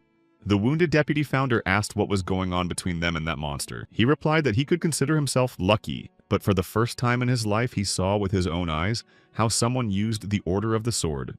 He was confident that Mukyan would go down in history as the second martial artist to reach the Boundless Kingdom in the world of Murim. Mukyan dismissed 3 novices of the Divine Earth sect without the permission of the cult founder, and staged a performance at the Mount Mu cult. And as a punishment, he was given a probationary period because he spent this time counting needles in a pine forest. Finally, the needles from the 3,000 pines were counted, every single one of them, and Mukyan was proud of himself and realized that the time had come. Mukyan asked the founder of the Devil cult to allow him to look at the divine knowledge of the northern heavens. He knew that only the founders of the cult were allowed to see such knowledge. Mukyan bowed and said that he hoped for the generosity of the cult founder. Han Chun-gil said that his skills were not enough for this. Even though Mukyoung is quite strong and without martial arts, why else would he learn new knowledge? Mukyan told the founder that he was a martial arts master, and the reason was obvious. Mukyoung realized that his martial art had reached its limit, so he decided to become a master of the bottomless demon realm to reach the pinnacle of martial arts. Han Jong-gil said he understood him, but Mukyoung was still on probation, not to mention the rules he broke so he wouldn't be able to see him. Only by destroying the founder of the cult and not becoming the founder of the demonic cult himself, Mukyan said that nothing could be done. Han Chun-gil put his hands out in front, saying that if he let his guard down for half a minute, Mukyoung would immediately attack him. Did he really want to risk everything to achieve something related to martial arts? To keep his place, the founder of the cult gives him this knowledge, but he can only see it in the study room and is not allowed to share it. Mukyan thanked the founder for his generosity, to which he replied that they would meet tomorrow in the gazebo, and that he had something to discuss with him. Mukong looked at the divine knowledge of the northern heavens. It was good that Master Yupek said to learn the language of Bohai, the compendium of martial arts, written first. As a martial arts master who had reached the bottomless realm in the Justice faction, he had heard that these teachings were difficult to understand because they were based more on spirituality. Though Mukyan had already reached the spiritual realm on the techniques themselves, he wondered if they contained any clues on how to reach the realm of life and immortality. Han Chun-gil was glad that Mukyan came because he had a special assignment for him. In their main branch, problems with the Tang family in Sichuan province, what started as a small dispute eventually escalated into violence. The Tang family is one of the 5 great families, and they have the support of 9 great cults as well as the Murma alliance. And if they do not take action, a great battle will begin. Mukyan has had successful negotiations with the Divine Earth cult, so he thinks he can have another successful negotiation. He can forget about his probationary period because he enjoys a special benefit and cannot refuse help. Mukyan said that there is someone more suitable for this work, such as Elder Hyang Mo Song. The founder said that he sees no one more suitable for the job than Mukyan, and insists that he deal with their leaders as soon as possible. Mukyan realized why he was being sent and was assigned a unit of the Rift Demon that would be completely at his disposal. Mukang ordered the 4 nobles to go to the Tang family of Sichuan and collect evidence about them. The Southern Thunder Squad remains on standby with the Ripping Demon Squad at their secret base until further notice. Mukyan ordered his men to act immediately, and they immediately evaporated from their seats. And now that he had gotten rid of everyone, Mukyan decided to devote his free time to himself. Walking through the forest, he wondered if there was an inn nearby. After all, it was time to refresh ourselves before getting down to business. Mukyan entered the restaurant where there were few empty tables, and the visitors immediately looked at him askance. The owner of the establishment approached Mukyan and told him that there were no vacancies, so he asked him to come back another time. Mukyan looked at him suspiciously, saying that he actually saw a few empty seats, so he would just eat and leave. A large and formidable man interrupted their conversation and reminded Mukyan that the owner had asked him to leave the establishment, especially with a sword behind his back. Mukyanu straightened up, looking him straight in the eye, and asked what would happen if he didn't leave. The man told him to prepare for the worst by swinging his fist at Mukyan. However, he had no idea who he was fighting with, because his fist did not have time to reach Mukyan, and his martial arts threw the man out of the establishment. Mukyan reminded him that he just wanted to eat and leave peacefully. The girl who was sitting at the last table ordered her men to grab Mukyan. They jumped out of their seats at the first order of their mistress. Mukyan was amused that such a fragile lady was in charge of these thugs. In this case, Mukyan thought it was time for him to have some fun and warm up. Putting a knife to the lady's throat, he said that he really did not understand why people did not listen to yogis when he spoke quite politely. Mukyan ordered everyone to remain in their seats while still holding the girl at the tip of his sword. The people decided to listen to Mukyan and froze in place in complete silence, moving only their eyes. The captive girl noticed that Mukyan had a rather impressive dagger. Mukyan explained that he calls it Mukon, which is a pretty decent dagger even though he mostly uses it for cooking. The girl asked if Mukyan thought that after his actions he would survive, and he asked if the lady would send her thugs after him. Mukyan closed her mouth and reminded her that things are not so simple in this life if she begs him to spare her life. Suddenly she jumped up from her seat asking what the hell he had given her to swallow. Mukyan explained that it is an aphrodisiac known as the Pill of Blooming Pleasure. You can resist him, but it will be useless, so he recommends that she just choose a handsome, muscular guy and enjoy the process. Mukyan made the young lady very angry, and she quickly told him everything she was thinking. However, for security reasons, Mukyan took her lovely companion prisoner. Mukyan warned her that if she chased him, he would destroy all the girl's meridians and throw her into the den of poverty without hesitation. Mukyan thanked them for the pleasant meal and said goodbye until the next meeting. Mukyan threatened the girl that if she did not tell him her name, he would feed her the same pill, to which the girl quickly said her name, Oka Ryun. Mukyan said that her name means raindrop and that Oka Ryun was probably born during a heavy rain. He gave her some bread and Oka Ryun explained that Ryun was only part of her name. Mukyan said that she is not like her older sister at all. It seems that her sister Oka Manhwa has a very spoiled character. Oka Ryun said that this was not true. She looks down on people because she is good with a sword, but she is a good person and has never lost a battle. Mukyan said that if her gentlemen had their lives on the line, things would have turned out differently in the tavern, and it didn't look like she was good at martial arts. Mukyan said that it was okay and asked how old Ryun was, and she said she was 25 and her sister Manhwa was 38. Mukyan noticed that despite the fact that they did not know each other, conversations with her were quite easy, and he offered to travel together if she did not run away of her own free will. Ryun says that Mukyan kidnapped her and now he's asking her to do this, although she doubts she'll be able to escape because he's a martial artist. But still, Ryun asked where Mukyan was going, and he replied that he was going to his friend's house. Ryun was worried that Mukyan had kidnapped her and wanted to bring her to his friend's house, but he explained that the problem was that he didn't want to go there. Mukyan said that he sees her as a smart girl, so he wants to ask Ryun for a favor. Mukyan explained that the yogi is a friend of a rich family and he has problems with another rich family. Recently, they even had a battle, and it all started with a dispute between his servants. With the servants of another family, but now it had reached the stage of involving martial artists, so his friend became an intermediary between the two sides. If he had his way, he would have kidnapped the enemy's family to quickly deal with the problem. Ryun said that in this case, he should try to provide compensation to both families in order to eventually reconcile them. Mukyan replied that the idea is certainly a good one, but the fact is that he doesn't make concessions with other people very often, not to mention that it is very annoying. He asked Ryun to conduct the negotiations instead of him because, as a disinterested party, she would be able to conduct the negotiations impartially. Ryun is offended because since she is a disinterested party, she doubts that they will be happy to see her. Mukhyun offered to tell everyone that she was his representative, and if they didn't like something, he could always give them a good thrashing. Ryun agreed since they would be traveling together, but she had a condition. Since it is very rare to meet a martial artist like him, perhaps he will be able to teach her martial arts. Mukhyun was depressed by this request because he does not want to waste his time on such trifles. Ryun was furious at this injustice, saying that she was traveling with him against her will, and he was allowing himself to deny her request. Mukhyun laughed, saying that there was no arguing with that. Mukhyun looked slyly at Ryun, asking her how she would feel about her teaching him her martial art as well. Mukhyun assumed that Ryun had a style of sword fighting called Iva's Dance in the West, a graceful style designed specifically for dancing with a sword. Ryun wielded her sword and used the style of the power of the sunset, which smoothly flowed into the technique of overflowing the setting sun, ending with a quiet sunset. At the end, Mukhyun praised her graceful swordplay style. He also noticed that the style is not only soft and elegant, but also exposes the guest's spikes. But this is not the same dance of Iva's at the event that he knows, as if it had been remade for him.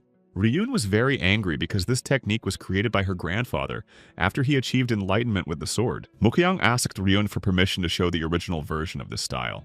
Ryun didn't mind, and Mukhyun was preparing to show a real version of the battle dance. Mukhyun immediately used the technique of the power of the setting sun, which smoothly turns into a technique of overflowing in the sky of the setting sun. Ryun couldn't believe it because his inner energy was so much greater than hers, but he couldn't repeat these movements after seeing them only once. Ryun refused to believe that her grandfather had really copied this style from someone else. Mukhyun finished with the techniques and asked Ryun if she believed him now. Ryun said that this is a really great sword style, but it only has 144 moves, and hers has 432, even looking at the numbers. Mukhyun interrupted her because everyone knows that a thin branch with many leaves will not produce as much fruit as a thick branch with fewer leaves. Mukhyun even felt insulted that Ryun didn't believe him even after he showed her and said he didn't want to teach her anymore. However, she said she believed him, and he said that Ryun had to promise her that she would never tell anyone the truth about her sword style. Ryun promised Mukhyun that she would never tell anyone the secret so she would listen to him. In this case, Mukhyun invited her to Sichuan with him, and Ryun was angry that he said it was only now. Ryun wonders if he was sent by the Muramu Alliance to solve the problem with the Tang family, because if so, she is a party to the conflict. Mukhyun asked why she thought he was connected to the Muram Alliance. Ryun said that all the martial arts he showed were very far from the styles of the Justice faction. Mukhyun explained that this was all Ryun needed to know at the moment because she would be in for a surprise later on. At night, they arrived at a place that made Ryun very angry. Ryun said that the Hidden Spider Squad is now at odds with the large Tang family from Sichuan. While she was checking to see if they had arrived at the right place, a man was moving in their direction. He expressed his respect for the deputy founder of the cult, to which Mukhyun said that he had a fun trip. The man asked Mukhyun who the young lady next to him was. Mukhyun said that Ryun is the granddaughter of a lonely traveler, so they can call her Lady Chul. Ryun said she couldn't believe that he was the substitute for the founder of the demon cult, with whom they were at odds, and that he may have kidnapped her, knowing that she was the granddaughter of the leader Muramu. Mukhyun said he suspected that she was a martial artist from the Justice faction, but did not go into the details. Mukhyun said that they would easily be able to reach an agreement because they see some things in the same way, and they don't like this situation as much as he does. Ryun asked what would happen if they failed to reach an agreement with each other.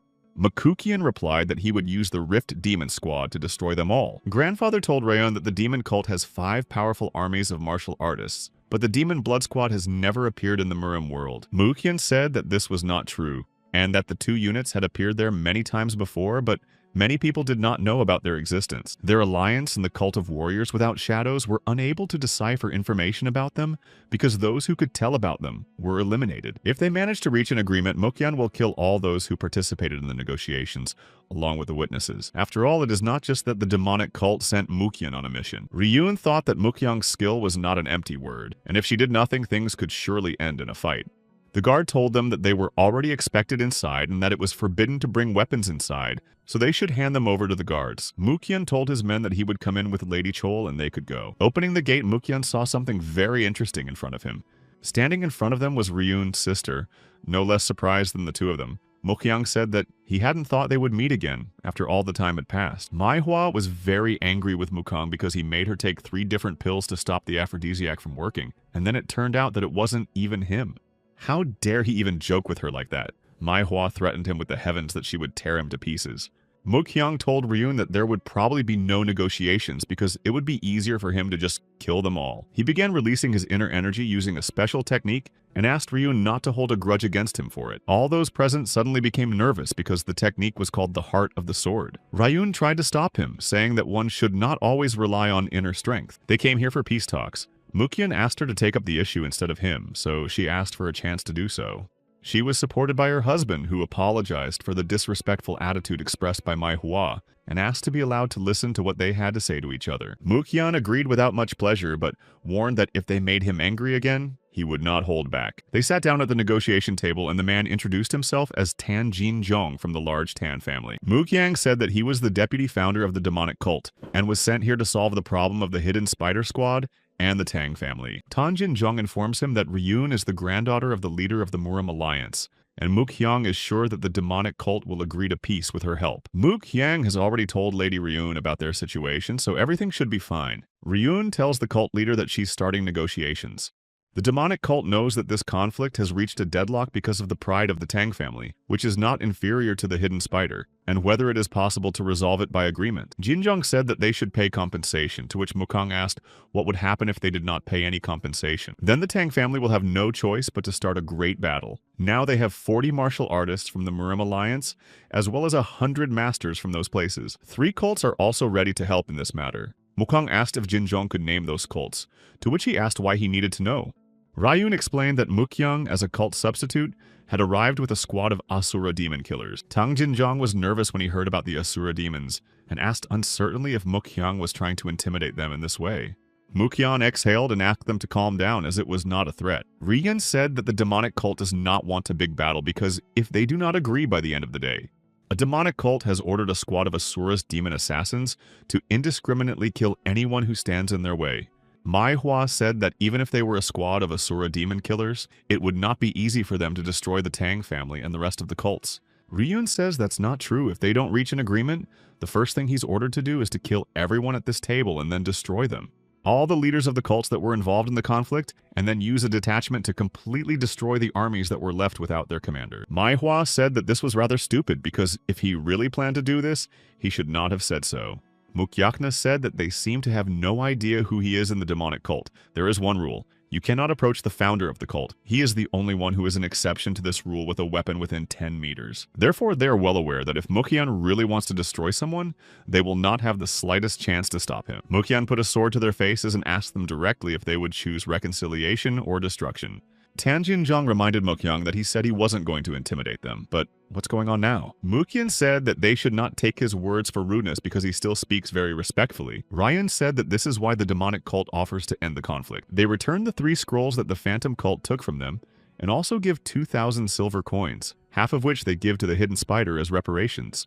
Mukhyang ordered Ryun to return to the 4 nobles who remained outside. Ryun told him that if the Tang family rejects this offer, will Mukhyang really destroy everyone? If so, he should know that Ryun won't be on Mukhyang's side, but will help his sister defeat him, and he anticipated that she would want to use the style.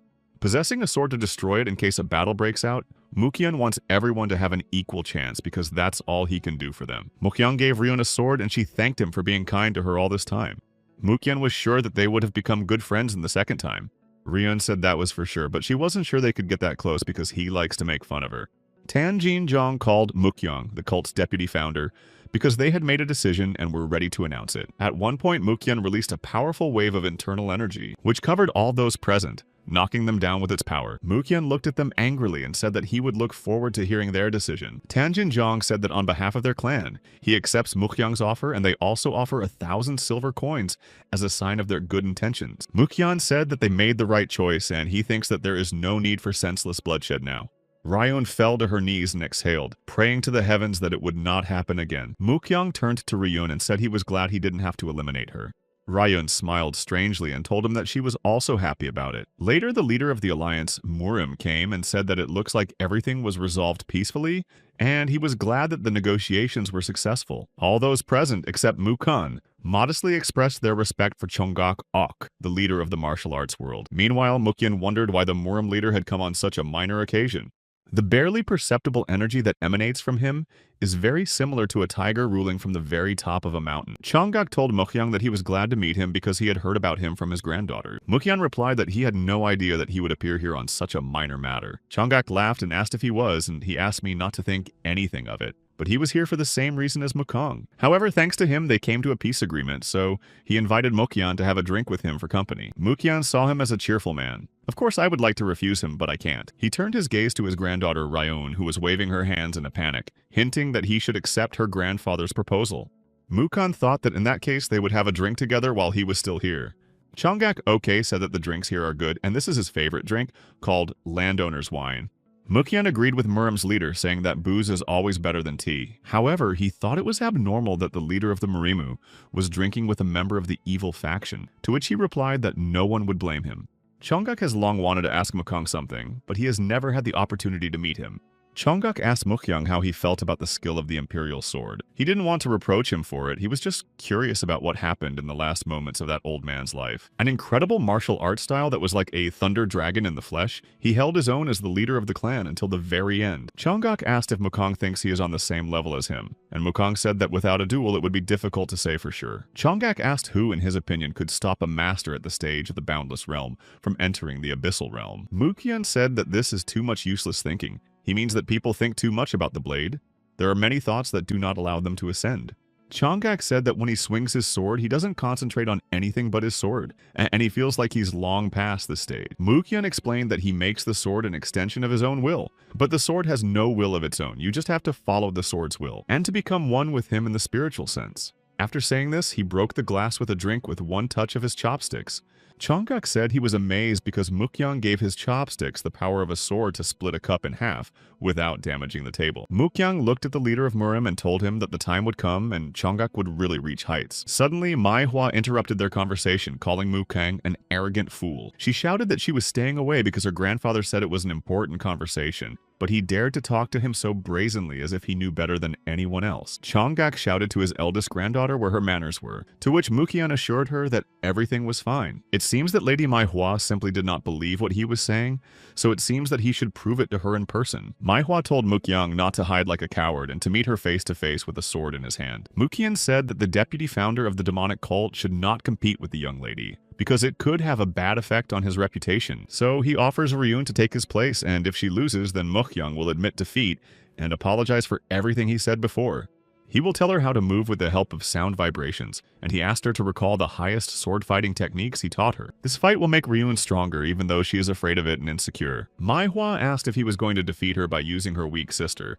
Did he have such a low opinion of her? Manhwa threatened to break her in a second and cut Mukong to pieces.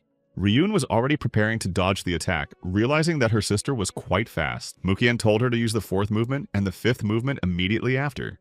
Ryun knew that in order to use this movement, she needed to remain calm and cool. The fourth movement was completed and immediately followed by the fifth. Ryun used the power of the setting sun in the fifth movement to strike her sister. Manhwa couldn't understand how Ryun could beat her so easily. Mukyan watched their fight near the dueling arena. Mukyan knew it was too early to be surprised because everything was just beginning. Manhwa was surprised that none of her techniques ever reached the target. She didn't want to believe that Ryun had become stronger than her in such a short period of time. Mukyan used sound vibrations to suggest that after she finished the sixth basic technique, she should immediately move on to the 12th. Manhwa struck her blows, but they did not reach their target, which made her very angry. Ryun used the technique of Dragonborn under the bloody red light of the sun, backed up by Crimson Dragon Rising. Ryun used the Orchid Flower technique again under the blood red sunlight, and Manhwa thought it was impossible to have another attack without a break. But there was something wrong with this technique. There is no way that Ryun had so much internal ki. Manhwa immediately suspected that Mukhyang was passing on his ki to them. Mukhyang explained that it's not. It's all the ki energy that Ryun has, so she should go on the attack. Chonggak said that Mukhyang was right and that the fight should continue. While Ryun was worried that her sister might get hurt, Mukhyang told her that now she had to stop the sword at Manhwa's heart and end the fight. Ryun was unsure, so she said it was too dangerous. Manhwa immediately noticed that Ryun was hesitating and decided that this was her chance. She used the white orchid scent technique against Ryun. Ryun really lost concentration and did not notice the energy flow from Manhwa approaching her. A second later, there was an explosion, and Manhwa realized that she had gone too far in her anger. Fortunately, Mukhyang managed to repel Ryun's direct critical attack in time. Mukyan reminded her that when it comes to the sword, she should not let her emotions get the better of her. Chonggak asked if the cult founder's deputy was okay, to which he replied that he was fine because, with such a weak sword energy, she was unable to hurt him. If Ryun hadn't given up at the end, the match would have ended in her victory anyway. Mukyan was defeated and now he has to go back. Mukyan told Ryun that he hoped she would be stronger the next time they met. Without long farewells, Mukyan simply vanished into thin air, as if his image had been blown away by the wind. Chonggak thought that under normal circumstances, Ryun would not have been able to resist Manhwa. Even with Mukyan guiding her, he is capable of such magnification. The power of a martial arts master may have become the strongest in the world, but it seems that he will not be able to take over the world alone. He pulled out some papers and said that he felt sorry for the deputy founder of the cult, Mukyan. Mukyan immediately arrived at his 4 warriors who were humbly waiting for him. Chrysanthemum told the cult's deputy founder that something very strange had happened in his absence while they were here. The dark demon cult merged with the demonic cult. Mukyan asked him if the cult managed to capture him. Chrysanthemum said that they decided to become part of the demonic cult, and after the unification, founder Zhang Ingel was appointed as the deputy founder of the demonic cult. The cult of the dark demon uses the undead as soldiers and also practices forbidden techniques, and behind them is the one who wished to possess them. He is a martial arts master who has reached the spiritual realm of the great demon, one of the 4 demon emperors, Zhang Yingol. Mukyan thought that the demonic cult did not recognize their ideology, so they were persecuted and went into hiding.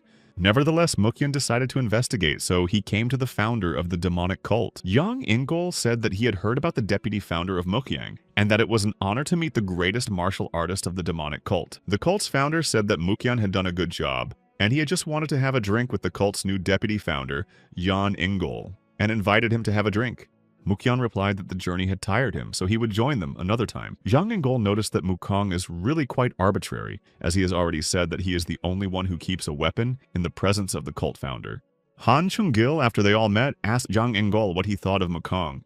Jian Ingol replied that the founder of the demonic cult had no need to worry so much. After all, they have prepared everything long ago. Even if he is such a proud horse that does not obey his master, he is no more useful than a cargo pony. The founder of the demonic cult, Han Zhong-gil, laughed evilly as he said goodbye to Mukyan.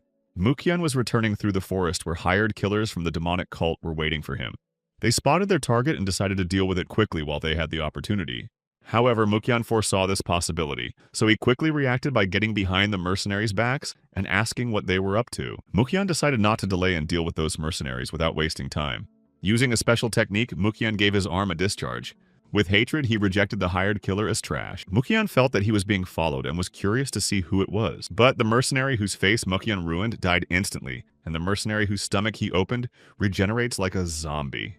If they're not really zombies, it's Zhang Ingol's ability, but now I wonder why he's following Mukong. Zhang Ingol's minions have mastered incredible techniques. If the head is intact, the body can fully recover. It was really scary.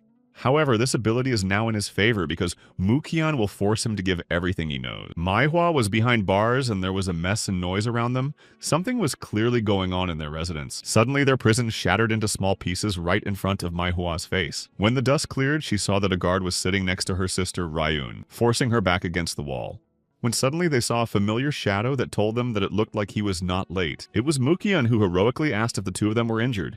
Manhwa asked him what his plan was, and Mukyan replied that he had to find the people behind it and asked them some questions. Manhwa said they would help him and asked where they could get weapons. Mukyan asked if the attackers had weapons on them. Mukyan looked at them and realized that they were unarmed, so he decided to give the girls his weapons for a while. Manhwa's eye was given Mukong's dagger, and he instructed him to use it very carefully, for it was very precious to him. Oka Ryun got Mukyang's sword, knowing full well that it was the most important thing to him. Mukyang was about to leave, but he turned to Ryun and asked her to be extra careful. Ryun hugged Mukyang's sword and promised him to be careful. The demonic cult discussed a well-planned incident. They said among themselves that they had not expected to be able to bring the 2 granddaughters of the founder of the alliance, Murim, here so quickly.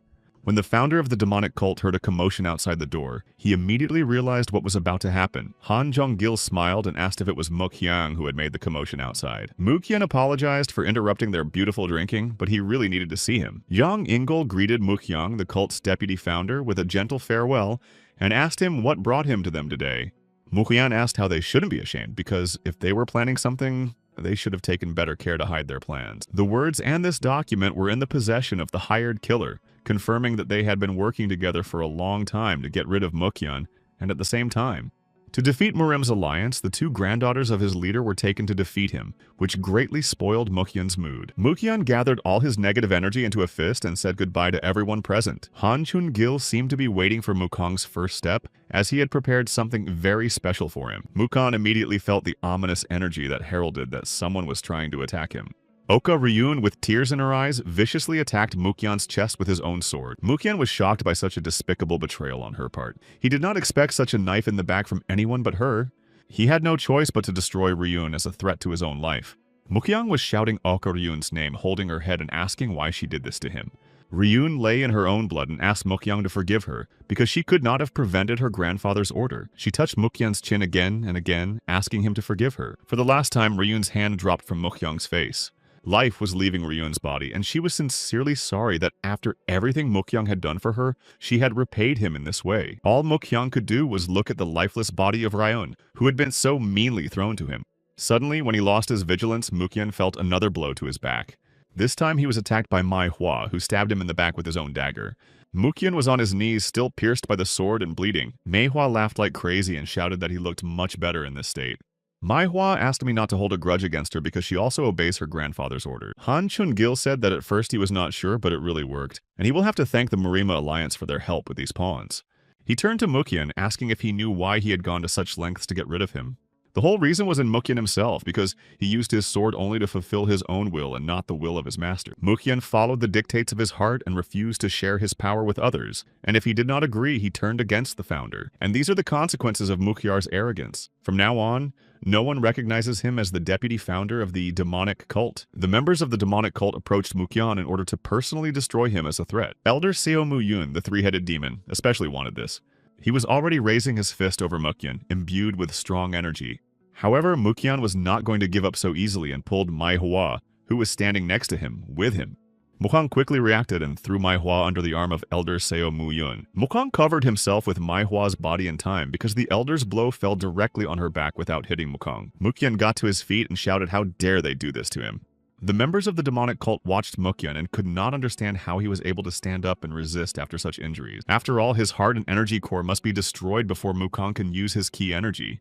It was simple because Mukyan was endowed with the demonic art of reversing the blood flow of the Asuras. Jian Ingel ordered everyone to calm down because he is just a corpse that makes the body move using forbidden arts. Mukyan heard that the cult members had been ordered to attack him, so he shouted that no one would get out of there alive. The hired killers rushed at Mukyan with knives and swords in their hands. However, Mukyan still had the strength to resist and destroy anyone who wanted to harm him. Yang Ingel could not stand it and decided to help Mukyan go to the next world on his own. Suddenly, Mukyan realized that something was wrong with him. His body was not obeying him. He could not move. He realized that it was the work of Jan Ingel, who was distracting Mukyan while he was being attacked by mercenaries and cult members.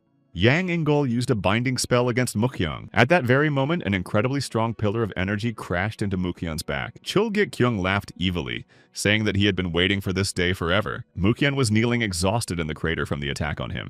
He knew that he had to find a way to survive because if this continued, he would not live. Suddenly, a smoke bomb hit the crater right in front of his face. Members of the demonic cult could not understand what had happened and who could have done it. Mukyan also did not understand what was happening, but someone in the fog told him that he should get out of there immediately. The savior of Mukyan was Chrysanthemum, who bravely infiltrated the cult and used his wits to rescue his leader. Elder Seo Mu-yun ordered to find Mukyan without delay, but no one could see anything because of the smoke. Han Chun-gil exploded with anger and angrily ordered him not to play the fool, and cleared the smoke that prevented him from finding the missing person. The members of the demonic cult thanked the founder for the smoke screen falling. The founder of the cult could not believe that someone could go against the demon clan and take the side of Mukyan, and he ordered to go after them. Chrysanthemum ran with all his might from the chase with the wounded Mukyan on his shoulders, saving his precious life. Chrysanthemum told Mukyan that the situation was extremely bad and that he would explain everything later, but first he had to take care of him.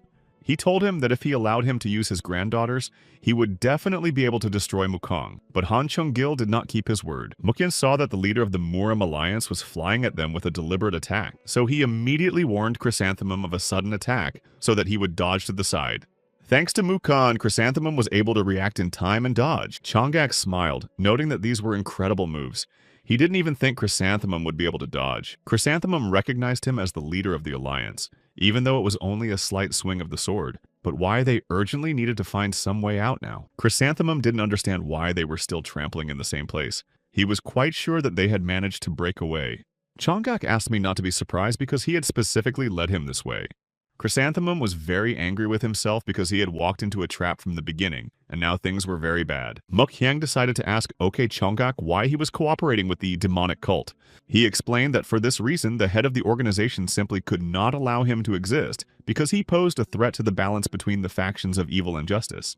Mukhyang asked with pain in his voice if that was why they had sent Ryun to him, why they had used her. Chonggak said the reason was simple. Mukhyang trusted Ryun more than anyone else. This made the plan even easier to execute, and all they had to do was use his trust to stab him in the back. Now Chonggak has only to finish off Mukhyang and finally finish the job. Chonggak thanked Mukhyang, thanks to whom Ryun, the illegitimate daughter of a concubine, was able to serve in the name and for the benefit of her clan. Mukhyang was beside himself with anger at the mere mention of Ryun, especially when she was mentioned in this context. Mukhyang recalled how he and Ryun taught each other their martial arts. Mukhyang told them that he would hurt Ryun if they pursued her, but no one tried to really look for her. Ryun said it was okay because she was just the daughter of a simple concubine. If Mukhyang had kidnapped Manhwa at home, she would have been spanked, so it was even better. Mukhyang asked if Ryun was upset by this attitude, and she said that of course she was, but she was upset. If she could become stronger and gain valuable knowledge to serve the clan, she always knew they would give her a chance to prove herself. Mukhyang said that with the skills she has now, she will have to wait until she is old to be respected. The memory dissipated and Mukhyang saw Chonggak in front of him and promised him to destroy him even if it was the last thing he could do. Chrysanthemum asked him to calm down. If Mukhyang forces himself to use more power than he is now, it will end badly for him. Chrysanthemum quietly slipped Mukhyang a seal and told him to forgive him. The seal exploded, throwing Mukhyang down into the water, and Chrysanthemum ran to attack Chonggak. Chrysanthemum approached the leader of the Muram Alliance and asked Mukhyang for only one thing, to stay alive. The swords of Chonggak and Chrysanthemum clashed in an unequal duel. Chonggak asked if he really thought that this would help Mukhyang stay alive. Chrysanthemum replied that Chonggak shouldn't worry about it, and then he was wounded. In his last moments, Chrysanthemum wondered if Mukhyang knew why he went against the demon clan and came to his aid because every killer in this world is a killer. He respects Mukhyang as a god. He is different from all those who are forced to follow this path of the world of murder, and he always went his own way and did what he wanted. He has no idea what this means to them, no idea how brightly the deputy founder Mukhyang shone, so he begs to stay alive. Mukhyang flew from the top of the tree straight down into the water. The last thing he saw with his own eyes was the leader of the Muram Alliance destroying his loyal friend, and the only one who was on his side, his Chrysanthemum. Mukhyang, being covered in cold water, no longer had the inner strength to fight. Suddenly, there was a glow around him. Was this the light at the end of the tunnel? The images of Chrysanthemum and Ryun, the two people closest to him, began to appear around Mukhyang. Later, Mukhyang was lying in a residence all bandaged up, but alive. A doctor was monitoring his condition and a man was asking how he was doing. Dr. Suryan Lee reported that their patient will fortunately be in full recovery now. General Oka Chongan said that this was great because if it wasn't for the doctor's skill, it would have been much harder to treat him. Suryan Lee was still very curious about who this guy was, and why the general cared so much about the stranger. Oka Chongan waved his head and said that he had never seen him before because the boy was accidentally found floating in the river. Suryan Lee asked if they had given such an honor to a mere stranger, to which General Chongan replied that he was no mere stranger. He had a jade plaque with him and asked if the doctor had ever seen anything like it with his own eyes. Suryan Lee looked it over and said that even at first glance it looked quite valuable and he must have worked for someone very high up. Chongjin asked how a random person could possess such a thing. Although judging by the wounds on his body and the jade tablet, he thought the stranger was a master. The doctor said that in this case the stranger was really lucky. Although he managed to survive, his meridians and internal channels were destroyed, so he will never be able to use martial arts again. Suryan Lee cannot even be completely sure that he will ever be able to hold a sword. So Chongjin decided to keep everything a secret and follow him, in case they could find out something interesting and useful. 6 months later, summer came to the residence in the stables under the hot sun, and the stable boy took great care of the horse. He treated all living things with great tenderness and care. The little boy called Guvan, cheerfully saying that he had brought him something tasty. Stammering heavily, Guvan thanked the boy for the treats and said he would definitely eat after he finished his work. The kid also brought him his favorite chrysanthemum flower. The little boy said that they had just blossomed in the inner garden of the residence. Stammering, Guvan touched the chrysanthemum petals, saying that the young master always takes the best care of him. They were watched by Suryan Lee and General Oka Chongan, discussing among themselves. It's been 6 months since Guvan came to them, and it's amazing that he is able to walk, considering the condition of his leg. Chongan asked the doctor if Guvan still didn't remember anything, and was told that he seemed to have lost his memory because of his terrible wound. All Oka Chongan has learned about Guan in the past 6 months is that he likes chrysanthemums and Kaoliang liquor. They wondered why he liked chrysanthemums if they meant something to Guan. Chongan ordered Dr. Suryan Lee to examine Guan again, just in case something had changed in the meantime.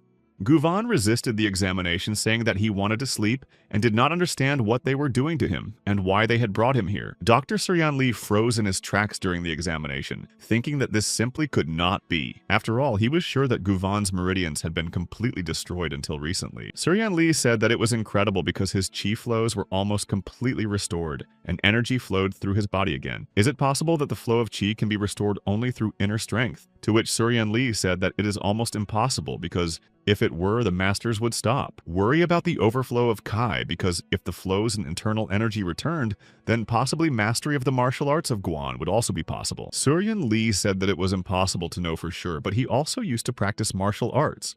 They should definitely check it out to see if his martial arts skills have really returned. Suryan Lee had no better idea than to rush Guan with a surprise attack. Guan reacted to the attack at the last minute and skillfully dodged it.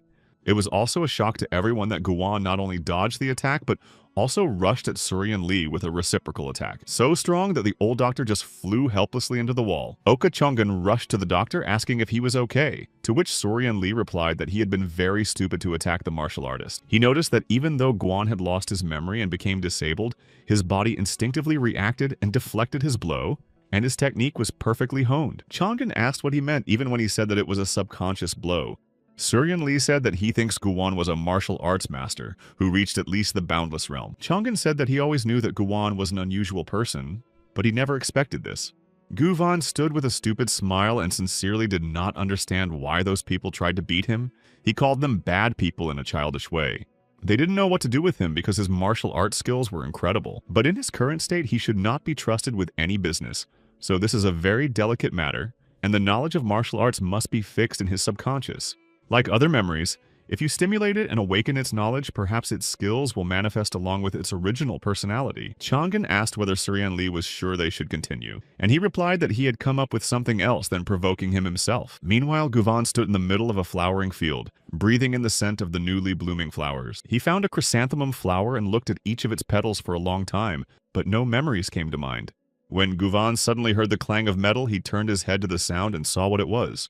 Dr. Suryan Lee and his little friend are sword fighting right in front of him.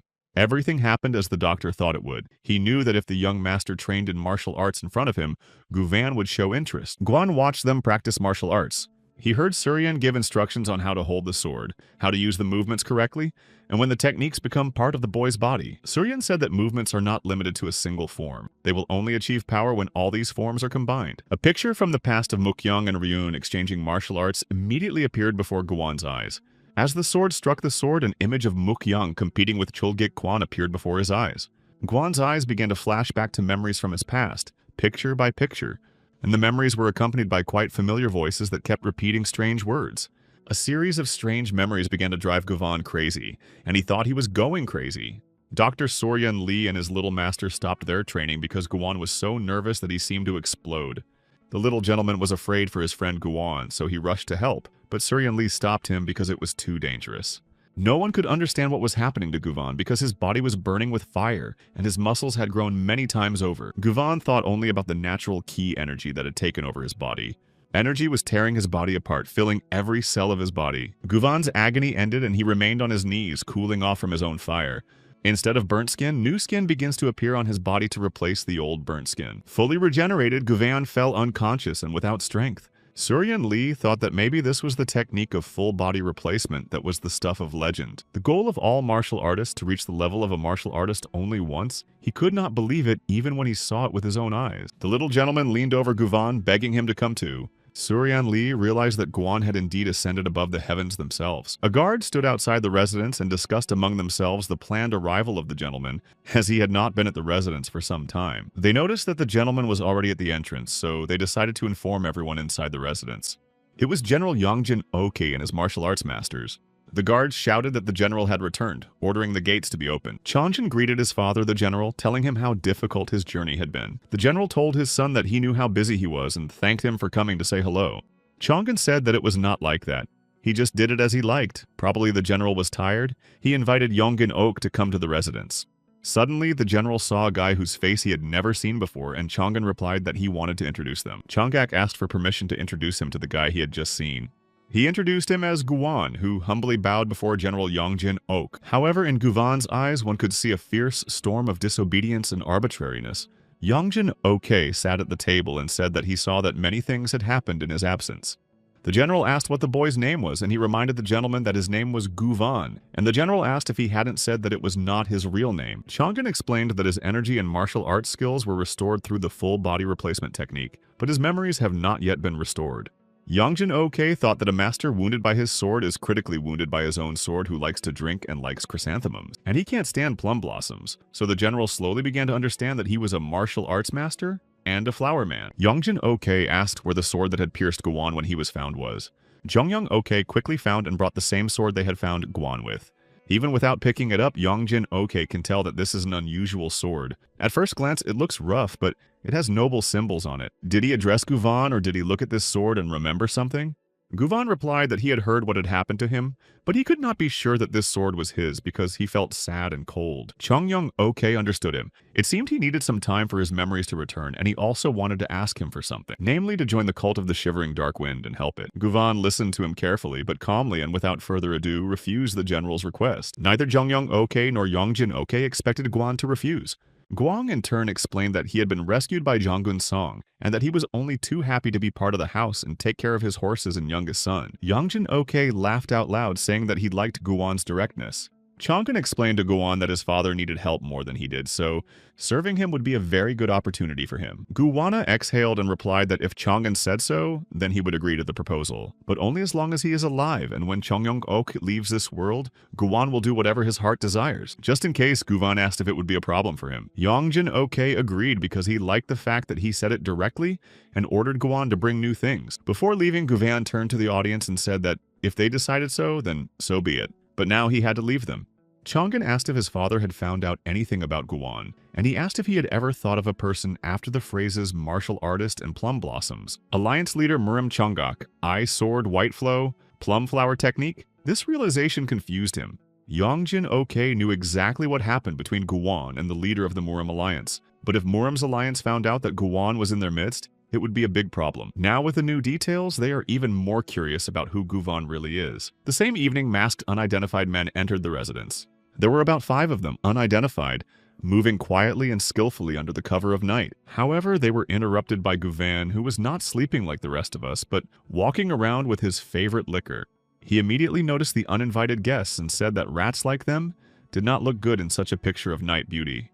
The masked man ordered his men to immediately eliminate Guvan. However, Guwan appeared behind him and ordered everyone to stop immediately. The frightened, masked man immediately crawled away from Guvan, pressing his back against the wall. Guvan approached him with a finger to his lips and a gesture that ordered him to immediately shut up. Guvan said that it didn't matter who he was or why he was here, he just wanted to say thank you for looking at this beautiful moon and for being in a good mood. But if they show up here at least once more with their pathetic attempts to destroy it, then Guvan will tear him in half before he can take a breath. The unidentified men ran away like a man on fire, even though Guvan only asked them to be quiet. Life was in full swing in the blue brothel of the cult of the Warriors Without a Shadow. The unknown man told his wife that he had returned from his mission. The owner of the brothel was sitting in her seat smoking a pipe. Striking an attractive pose, she ordered her servant to tell everything as it happened. The servant told her that Guwan was a master of incredible strength, and that all the first-ranked assassins, including him, were defeated by a single blow. The owner of the brothel smiled and said that he was exactly who they were looking for. The second master of the Boundless Realm and former deputy to the founder of the demonic cult of Mukyeon. The servant asked why the deputy founder of the demonic cult would work under Yongjin Ok, and she explained that he had been given the job a couple of years ago. Critically injured as a result of a conversation between the cult and Marima's leader, and then disappeared to repay the care he takes for General Yongjin Ok. They realized that it was really him and it gave them a lot of comfort. She ordered the servant to go to her soldiers to treat their wounds. She was left wondering how she could get to him, or if she could use information about his past and hint to him that she would help him take revenge. She thought that if General Yongjin Ok Mukyang joined her in any case, the news that he had survived would surely come soon. She will reach the demonic cult, and when she does, the whole world of Marima will shudder. The best thing would be to get Mukyeon for herself, but she can't. Inside the residence, Guwan was training on the training ground. His opponent used the Blue Castle sequential attack technique. As always, Guwan skillfully dodged all attacks and attempts. Guwan dodged the attack and immediately launched a counterattack. The enemy reminded him that this was sword training where martial arts were not allowed. Guvan replied that when you meet an enemy armed with a sword, you must always be ready and do everything to survive. Mr. Youngjin OK asked Guan to teach him sword skills, but he doesn't think he's made much progress in his skills. The opponent asked how he could learn when he was constantly getting hit in the neck, to which Guvan asked why he was complaining and what he wanted him to do. Youngjin's grandson OK asked him to teach him the higher martial arts, for example the technique of wielding a sword to cut anything, or the technique of breaking cobblestones with a single fist, something that is said in legends. Guwan listened to him and thought that Okong was completely out of touch with reality to ask for such a thing. He asked if Okong could see the palace's large gun tower in that room being stored. Guwan understood something from reading the many scrolls describing secret techniques collected from all over the world. That, as it turned out, there is no absolute highest martial art in the world. For example, if we imagine that two styles of martial arts are equal, it will become clear that all martial arts are related to each other like a rock, scissors, and paper.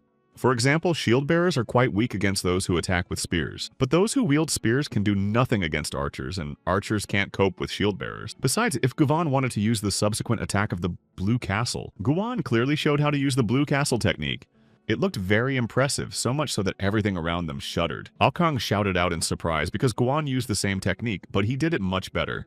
Guvan said that it is not the technique itself that is important, but the person who uses it. Okong said that he could have said this earlier, and Guvan said that if he is constantly beaten, he starts dodging to avoid being hit, and then wants to, so that he would be hit back and his skills would naturally become better in the Mongolian camp. The soldier shouted Jin Zhongchul's name loudly and long over and over again. Jin Zhongchul himself stood over the lying, stout men he had defeated. After his victory, everyone present fell to their knees in recognition of his incredible strength. They said that the warrior Altan would admit defeat, and the other warrior Mundo would also admit defeat. Warrior Otai admits defeat, warrior Tavuga also admits defeat.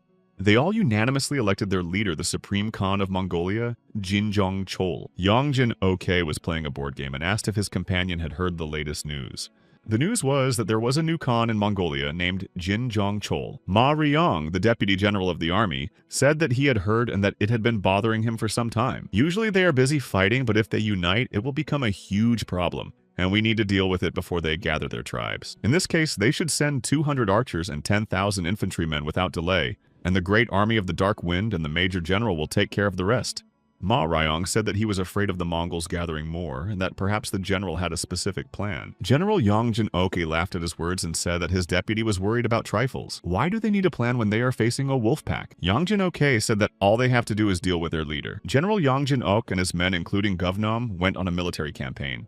Guvan was almost the general's right-hand man in the campaign and proved himself to be a worthy martial artist. The general's grandson asked Guan to make his face simpler. He was so happy to join the great imperial army of the Dark Wind. Okang was going to perform a great feat so that his grandfather would finally respect him, and Guvan asked if he had ever taken a person's life. Okang didn't understand why he was asking, but Guvan explained that in order to accomplish the feat they were talking about, they would have to take a life at least once. He was just wondering if Okang was ready for such an act, because during big battles a lot of blood is shed, and he needs to stay alive. Have enough courage to destroy the enemy as soon as he sees his weakness.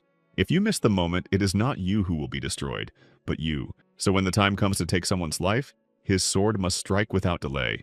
Okang tensed and asked if Guwan had remembered something from his past. He replied that it was not that, but that such cases were part of his life and proof of his ability to unconsciously find the enemy's weaknesses. Guvan himself was curious about the kind of person he was and why his martial arts skills were so well honed, and how many people's lives he managed to take, whether he could have eliminated someone innocent, whether they had a family, he has been thinking about lately. Okong entered Guwan's position and understood his message. However, the girl from their military convoy was clearly not happy with his heartfelt talk. After a while, they set up camp in the middle of a flowering field, and Guvan sat on the ground looking at dandelions. He was suddenly called out by the same girl from the military convoy, calling him a newcomer and saying that she had heard that he had lost his memory. It was his old acquaintance Manhwa, Mrs. Frosty Flower, who asked how a man like him could get the position of captain of a centurion. Lim Chung, a captain of the 10th, skeptically followed their conversation. He ate his apple without taking his eyes off them, thinking that Mai Hua had made it to Guwang. Guwan turned to her and said that Mai Hua seemed to have a problem with him, but he didn't want to talk about it, so why didn't she leave him alone?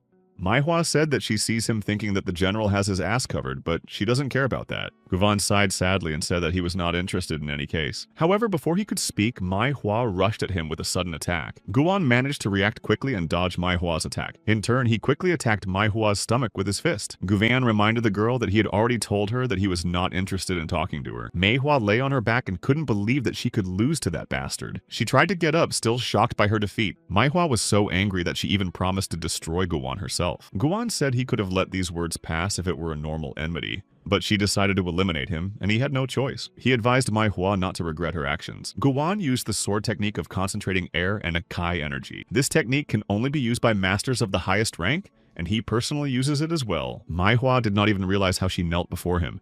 Guvan said that she was catching on and should leave if she didn't compete with him. Manhwa lost her temper and started shouting who the hell he was to talk to her like that. Through the transmission of thought, Guvan addressed her, asking if she was really interested in who he was. Unfortunately, he does not know this himself, but he knows that he lost his memory after being betrayed by someone he trusted. He is curious about who he was before he lost his memory, but he does not care whether he remembers his past or not, because now he is simply repaying the debt to Mr. OK who saved his life. Guvan hoped that he had quenched her interest in his person because he was a little busy at the moment, hinting that it was time for her to leave him. Lim Chung just now rushed to Manhwa's aid, asking if she was okay. He supported Manhwa, saying that she should be proud that she had the opportunity to compete with a master like him and stay alive. Manhwa said that their captain is a more amazing person than they thought. She was not completely sure herself, but she was sure of one thing. This great battle will end sooner than they planned. Meanwhile, discussions continued in the gazebo of the demonic cult. Han Chong-gil said that the deputy founder, Mukyung, was still alive. The cult members were worried about this news because they believed that he had long been dead. He said that he heard that when Mukong was seriously wounded and on the verge of death, he was saved by General Yongjin Ok's son now. His name is Guwan, and he joined the great Imperial Army of the Dark Wind.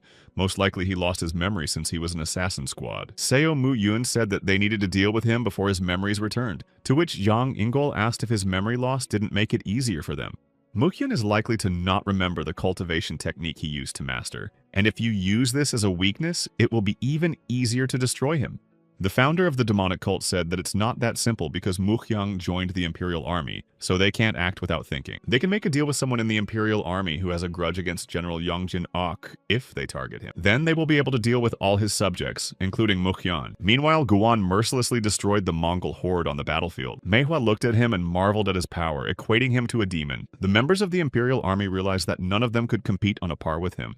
The Imperial Army mercilessly destroyed every Mongol who came across their path. The Imperial warriors with crossbows skillfully shot arrows. The Mongols did not give up their attempts to attack, but they and their horses were powerless against arrows. Among the ordinary warriors, there were also quite strong and hardy men armed with axes.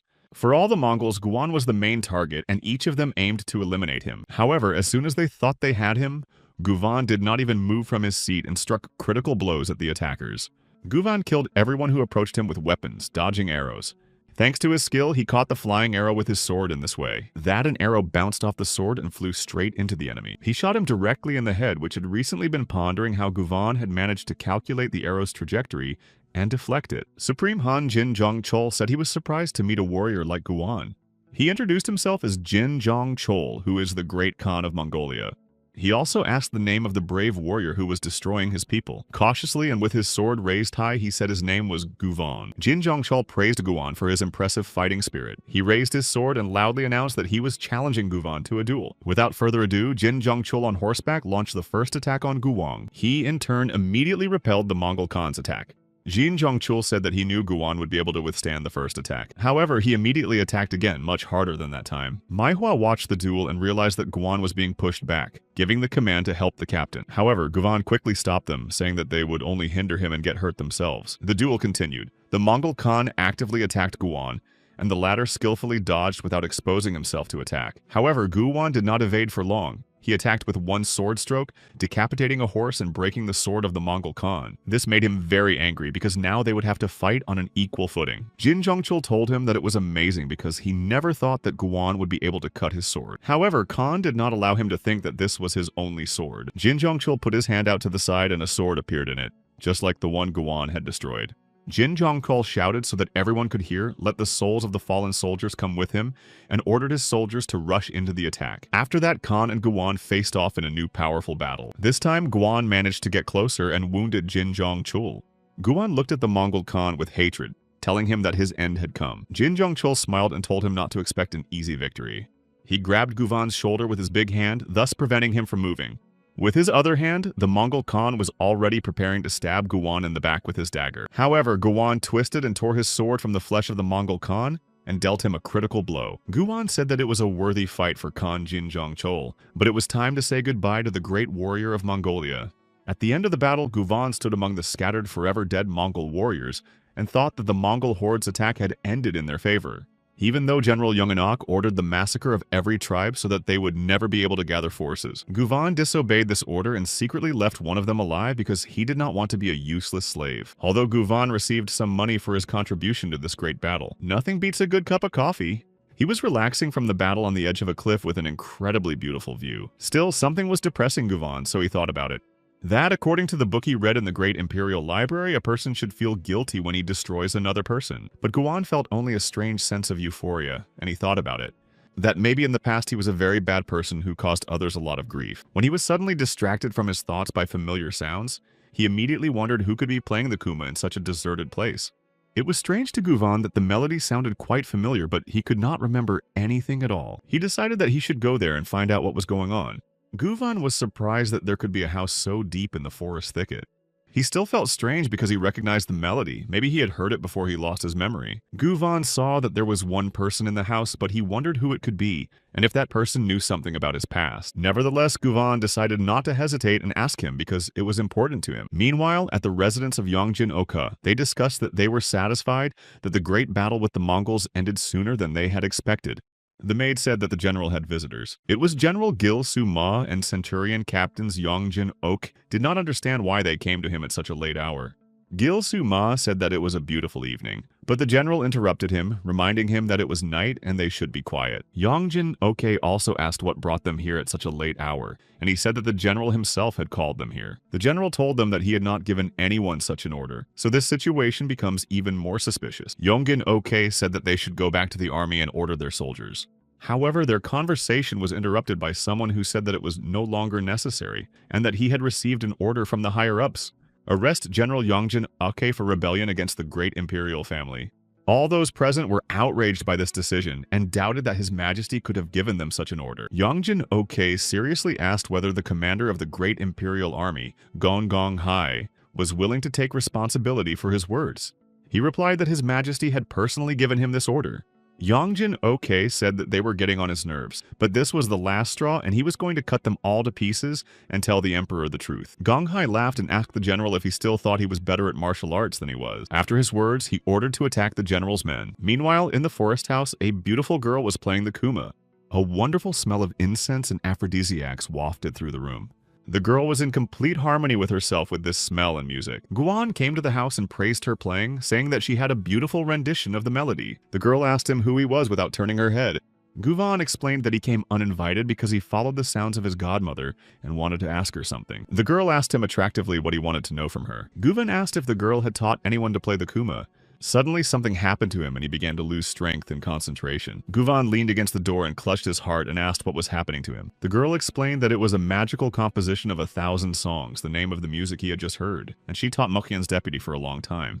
Still exhausted, Guvan was angry, not understanding who she was and how she knew him. The girl explained that she knew him before he lost his memory, that he was the deputy founder of the demonic cult, and that he was a master of the highest level. The girl took him by the chin and said that she knew that all his skills were based on the chastity cultivation technique. She did not think that Guvan would be able to resist for so long after hearing the magical composition of 1,000 songs, but he was as resistant as she thought. The girl tempted him to give up everything and surrender to the peace his body deserved. Guvan ran headlong through the forest and replayed the moment in his mind. After spending the night with him, the girl was angry with him because he lied to everyone that his cultivation technique was based on chastity. Guvan explained that he had incorrect information because he wanted to find out how true it was. Guvan asked her what part of what she had told him was true and whether he was really the Mukyan she was talking about. The girl explained that he was undoubtedly the same Mukyan because he was the deputy founder of the demonic cult, but the cult betrayed him, and for some inexplicable reason he is still alive today. The demonic cult is scared of the consequences and began to spoil his life. Guvan was surprised that she was telling him about it so easily, and she explained that she had done her job and that everything else was not her concern. He asked if she was alone, and the girl explained that she was alone in this place, but that a real massacre was most likely taking place at General Yongjin Ok's residence. Indeed, it was becoming increasingly difficult for the general to stay alive in the midst of his surroundings. Gong Hai was amused by the general's impotence and pressured him morally and physically to surrender. General Yongjin Ok shouted that Hong Hai was a bastard who had no idea what he had done. After all, he made a big mistake by getting involved with the demonic cult. Yongjin Ok resisted them with his last strength because he knew that he could not give up yet. He held his sword with trembling hands and told himself that he would not leave this world without taking Gong Hai with him. However, Gong Hai did not even perceive General Yongjin Ok as a threat. The general told him that he didn't think he would join the demonic cult, which was a really good choice because it was almost the same as if he had become a eunuch. Because he is afraid to live like a man, his sword cuts so fast that he cannot even parry the blows, no matter how fast they are. He laughed softly, saying that it was probably because Hong Kong Hai had become a little lighter just below the waist. The general's provocation worked successfully, and Hong Hai was already furiously approaching him. Yongjin Ok quickly threw 2 silver coins into the air. However, Gong Hai was just as quick to repel these attacks by throwing those coins aside, saying that this trick would not work on him. However, the general still had the strength to fulfill his plan, so he endowed the sword with his mana, and in his last blow, he will put all the remnants of his strength, and let him now try to resist him. The general used the technique of destroying the sword strike of striking evil. However, Gongon just laughed, saying that it was incredible that the general had hidden this technique until the last moment, but he also had something to say to him. Yongjin Oki did not expect Gong Hai to dare to repel his blow. Gong Hai snapped his fingers and said goodbye to General Yongjin Ok. He struck General Ok a strong blow to the chest, which threw him away. The general could not understand how this was possible. Gong Hai survived the battle, but General Yongjin Ok was finished. Seo Mu Yun had been watching their fight from the shadows all along, but after the battle he came out to tell Gong Hai that he had done a truly excellent job. After all, even the greatest master of the Imperial Army was now a worthy opponent for him. So Mu Yun ordered the soldiers to take care of those soldiers who remained in the Dark Wind cult's premises, leaving none of them alive. Gong Hai thanked the deputy founder Seo Mu Yun for his help, as he was able to easily deal with Yongjin Ok and ask him what he thought. They were looking for Guan, to which Seo Mu Yun replied that he was not worthy of his attention because the management had most likely already dealt with him. Suddenly, Guan burst into the residence, neutralizing everyone who approached him. Guan was very angry, but he was determined to take revenge on the demonic cult. The members of the demonic cult could not believe that this was possible. Guan was very dangerous and evil right in front of their eyes. Gong Hai smiled at Seo Mu Yun, telling him that judging by their reaction, he was the one they were looking for, and he immediately realized that Seol Yakbeok had failed. Guan noticed the general's body and said that he didn't care if they were sworn enemies in the past, or if they wanted to get rid of him for some reason. Because what is important is what is happening, and the real Guan just wants to enjoy life. But now they have destroyed the man he served, and because of this they must be prepared to face the consequences. So Mu Yun shouted at the soldiers not to stand in a line because Guan was an idiot who had lost his memory, and had ordered all the forces of the demon clan to attack him. After all, they are obliged to destroy Guan at any cost. Guan went on the attack, leaving behind the bloody bodies of the soldiers who attacked him. Gong Hai seized the moment and pointed his sword at Guan. However, Guan immediately repelled his attack, preparing to fight back. But it didn't work out as he planned because Hong Kong Hai decided to go around him, and quickly swing at Guan with a new sweeping attack. Gong Hai's mana-soaked sword was already approaching Guan's head. However, Guan managed to slip out of the way at the last moment, and Gong Hai noticed that he was definitely good at dodging. He also asked Seo Mu Yun if he would allow him to kill him. So Mu Yun replied that he didn't mind asking him to be careful. Even though Guan was weakened, he was still a master who had reached the boundless realm. Gong Hai replied that he was not afraid of him at all, and on the contrary, he was even interested in competing with someone like him. Guan looked at him skeptically and asked if he was going to fight alone. Gong Hai replied that he would fight alone because it was not easy to find a swordsman as skilled as Guan. After these words, they crossed their swords in an unequal battle of interests. Gong Hai laughed and told Guan that he was in too much of a hurry. Guan waved his sword at him and said that he had not come here to play games. Guan launched his sword at him using the sword control technique of Kai.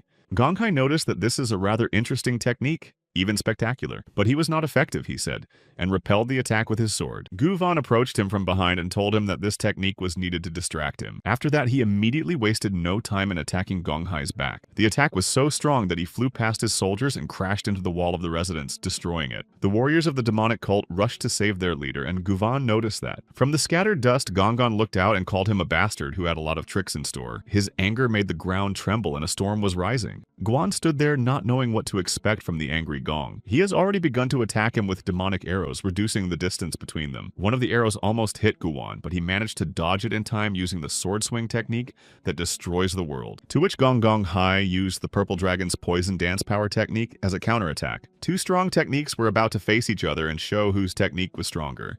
After the collision, an incredibly strong explosion occurred, illuminating everything around with its light. Guwan was breathing heavily as Gong Hai approached him. Telling him that he has had enough but that Guwan need not worry, he promises to bring chrysanthemums to his grave. Guwan shouted that it would definitely not be this time, because he was not going to surrender to him yet. Suddenly, Seo Mu-yun appeared behind Guwan in an attempt to attack him unnoticed, while Guwan was distracted by his opponent. Still, he managed to attack Seo Mu-yun attacked Guwan with a powerful force that broke through the ground. Guwan was lying on the ground almost unconscious, but he could not accept his defeat easily. Hong Kong asked what Seo Mu-yun had done, and he apologized, explaining that he wanted him to die forever. Hong Kong said that he was worried about too much. He replied that Guwan had mastered many secret arts of the demonic cult, and if his powers were to awaken and break free, he would become invincible. Hong Kong was curious about how strong Guwan was, and Seo Mu-yun replied that they could not defeat him even if they fought hand in hand. Meanwhile, in Gaian's mind, he thought that his body was a heavy stone, his mind was water, and that he would die just like that, thinking that his life was free of attachment. But why does he feel so empty for what he has fought so far out of gratitude or for the honor of a martial artist? Or perhaps to take revenge on all those responsible? Although this is not what Guwan wanted, what is at the end of it all is really worth it. Gathering his strength, Guwan managed to get to his feet with a sword in his hands. Hong Kong asked Seo Mu-yun if he was sure that he had killed him for sure. However, Seo Mu-yun did not foresee this turn of events, that Guwang would be able to survive such an attack. Therefore, Guwang destroyed Seo Mu-yun with one blow in revenge. Gong Hai, with Seo Mu-yun's blood on his body, could not believe that the deputy founder Seo Mu-yun was cut down in 1 second. After all, a second ago, Guwan was lying without signs of life. Even his aura of internal energy had changed. He decided to end Seo Mu-yun's case by attacking him, asking if Guwan had used any forbidden technique. Gongan said that he had no idea what was going on here, but that a person cannot change so much in one moment, so he should go to the next world. Guwan used the flickering sword technique Chapter 3 Movement 1 Blade Control. He said that Hong Kong should never dare to call him Guwan again. After all, from now and forever, his real name has been and will be Mukyan. Chulgit Kwan and another member of the demonic cult watched them from afar. Chulgit Kwan asked if everything had really gone smoothly, or if they had overestimated Mukyan, since he was supposed to forget his techniques. Suddenly, they saw the ground shake and a loud explosion on the territory of the residents. Chulgit Kwan immediately realized that this flash was from a sword strike enhanced by ki energy. They decided to check it out right away so that there would be no guesswork about whether Mukyan was alive or not. But when they got closer to the residents, they saw that the entire army of the Imperial Fortress and the elite forces of the demonic cult were destroyed to the last man. And along with them, Seo Mu-yun and Gong Nong Hai were eliminated. Chulgit Kyung was angry that their plan failed and later gave up the ghost. From the shadows, Mukyan said that they hadn't seen each other for a long time and asked how they were doing. They were frightened and surprised at the same time that Mukyan did not run away, but remained on the battlefield. Mukyan said that he did not remember the last time he saw their faces, and although they were enemies, he was glad to see them again. He could see in their faces that they were wondering if his memories had returned, so he hastened to congratulate them on the fact that he had fully regained his memory. Mukyan said that they would not have the courage to run away, but if they gathered to fight him, they would most likely die, and he even felt sorry for them. Mukyan shouted that he was the deputy founder of the demonic cult, and announced that he would rewrite the history of the demonic cult. In other words, Mukyan is going to take it over. However, he will give them a chance to choose. Either they will die at his hand just like chain dogs to the cult leader, or they will join him and help him take over the cult. Chulgit Kyung and his escort immediately got down on one knee and said that they would be with the deputy founder, Mukong. Mukyan ordered them to gather the rest of the people and serve him, for they would write Murim's history in blood. Mukyan returned to his men and immediately asked if their wounds had healed. After all, thanks to their help, they easily captured this place. As a leader, Mukyan is very grateful to them all. In fact, they were grateful to him because Mukyan had saved them from an ambush, and without him, they would not have survived. The team was confused as to whether they should call him Guvan or Mukyan, to which he waved his hand and said they could call him whatever they liked. Captain Guangji asked why the deputy founder Mukyan saved them, since he had regained his memory and was no longer obligated to be with them. Mukyan said only that it was because of the memories of when he was a Guvan, and he also assured them that he did not save them to get something later. He also said that when their wounds healed, they could go wherever they wanted, to which Guangji said that Yongjin Ak was gone, and that the imperial court was blaming them. They had nowhere else to go, so they consulted and decided to serve under Mukyan. Mukyan asked them if they agreed, even considering the fact that he was the deputy founder of the demonic cult. They agreed, and Mukyan said that it would be an invaluable help for him from now on. He could count on them. Manhwa asked Mukang personally if it would be okay if they could talk in private. Mukyan asked what she wanted to talk about, and Manhwa said that when he was a Guan, did he have any memories of it? Mukyan said that both stayed and did not stay, and this is not a riddle, but the truth. He has these memories, but they seem unreal to him. Manhwa said that this meant that he remembered everything, and she wondered what Mukang was going to do now, and he said that he needed more soldiers because of the ones he had. Not content with exacting revenge, Mukyan has already hired a man named Seal Munji to train them further, and plans to spread his influence. Mukyan asked if she intended to talk to him or reproach him, and she said that it was not a reproach. She was just saying that if he really intended to act, he should do it. You have to approach it thoughtfully, Mukyan said. He once knew someone who could convince him just as neatly. Manhwa said she was just obeying his orders. Mukyan smiled and said she was right and could do as she knew. Manhwa asked him why he called the squad the Shaanxi Demonic Cult Squad, because he should have chosen a different name if he wanted revenge. Mukyan explained that this is the nature of the demon cult, where the strong dominate the weak, and that he would challenge the demon cult as a representative of the other. For the cult, it would look like a full-fledged big battle, but if he challenged the founder as a substitute for the cult founder, it would be just a power struggle. Therefore, the founder's followers will have to choose which side to take. And thanks to this plan, the founder Han Chung-gil will probably be in a bind. Han Chung-gil himself increased the flow of his Kai through meditation. He thought about how he had not felt any increase in inner strength since he had reached the boundless demon realm. The founder of the demonic cult wondered what he should do now. After all, when his plans didn't work out as he had planned, he lost Seo Mu Yun, and the one who traveled 1,000 miles and the master of the flute and the servants now serve Mukyan. If he decides to gather all those who serve him, they are more likely to go over to Mukyan's side. Han Chung-gil laughed when Mukyan said that he could travel 1,000 miles alone but could not capture the whole of Murim. As Mukang walked around the market, he wondered why Manhwa was asking him so many questions, and maybe he should go out and have a drink. His attention was drawn to the way the boy was being held down and asked how he dared to talk to the 5 demons of Huangyan like that, and he was making excuses that they had started it first. Mukyan thought that there would be a fight, and it would be better for him because he would have something to look at when he was drinking. The demons of Huangganan pointed their swords at the boy and threatened him with death. The guy thought that he should have said it because they had drawn their swords first, so don't be offended by him later. The guy turned out to be brave if he was not afraid to draw his sword and take a fighting stance in front of a gang of freaks.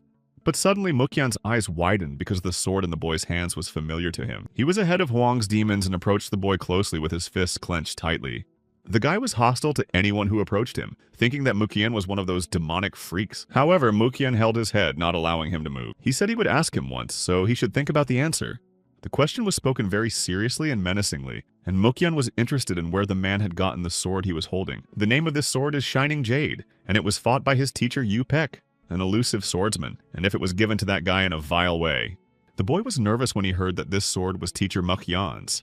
He looked at him for a while and asked if he had met Mukyan himself. Their meeting was no longer hostile, and they decided to retire because they had something to talk about. They stood in front of a small hill where Mukyan asked if he swore that he had told him the truth, to which the boy replied that he swore that his teacher Yu Bek had taught him how to use the sword and left it to him after his death. Mukyan said he wouldn't have believed him if he hadn't mentioned his name, to which the boy said that Yu Bek had spoken highly of him, saying that he was his most skilled student. Mukang was curious about how he met the teacher, and he explained that he met him in a cave on Mount Hua, and that the teacher was living in seclusion due to circumstances. Mukyan thought that it was because of what had happened to him that the demonic cult might have pressured him, because he was close to him. He also asked how his teacher died, and the boy replied that it happened after great suffering, and that no medication helped him. What was happening to him is called the distortion of Kai after a while. The adepts of the demonic arts deplete their Kai, which is accompanied by severe pain. Usually those who are close to them at such moments give them oblivion to relieve them of suffering. Before entering the world of martial arts, you have to train hard. After all, I didn't want to hear that Yu Pek's student died somewhere after the battle. The guy asked where Mukyan was going, and he replied that he was going to go out and get drunk somewhere. Mukyan decided to go alone and digest the news he had just received.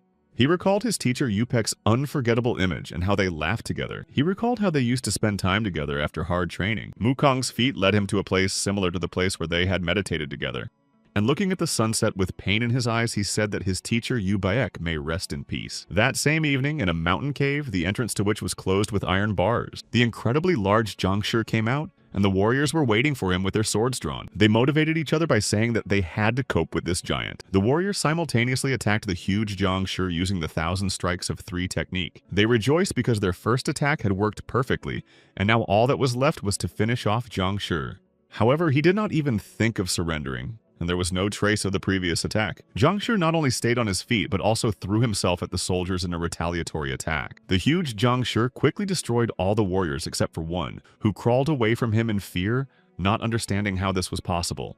Zhang Yingol said that even members of the prominent Murimu clans would not be able to compete with the heavenly spirit of Zhangshi, which amazed him. They also asked what they would do with the members of the clan who had already been tracked down, to which Zhang Yingol said that he would sacrifice them all to the heavenly spirit of Zhangshi. Now the demonic cult had everything ready for this. They will use everything they have to achieve their goals. Zhang Yingol that the goal itself is to rule over everyone as the demon god of the demon clan. Meanwhile, Mukyan was very angry and asked what he had just heard.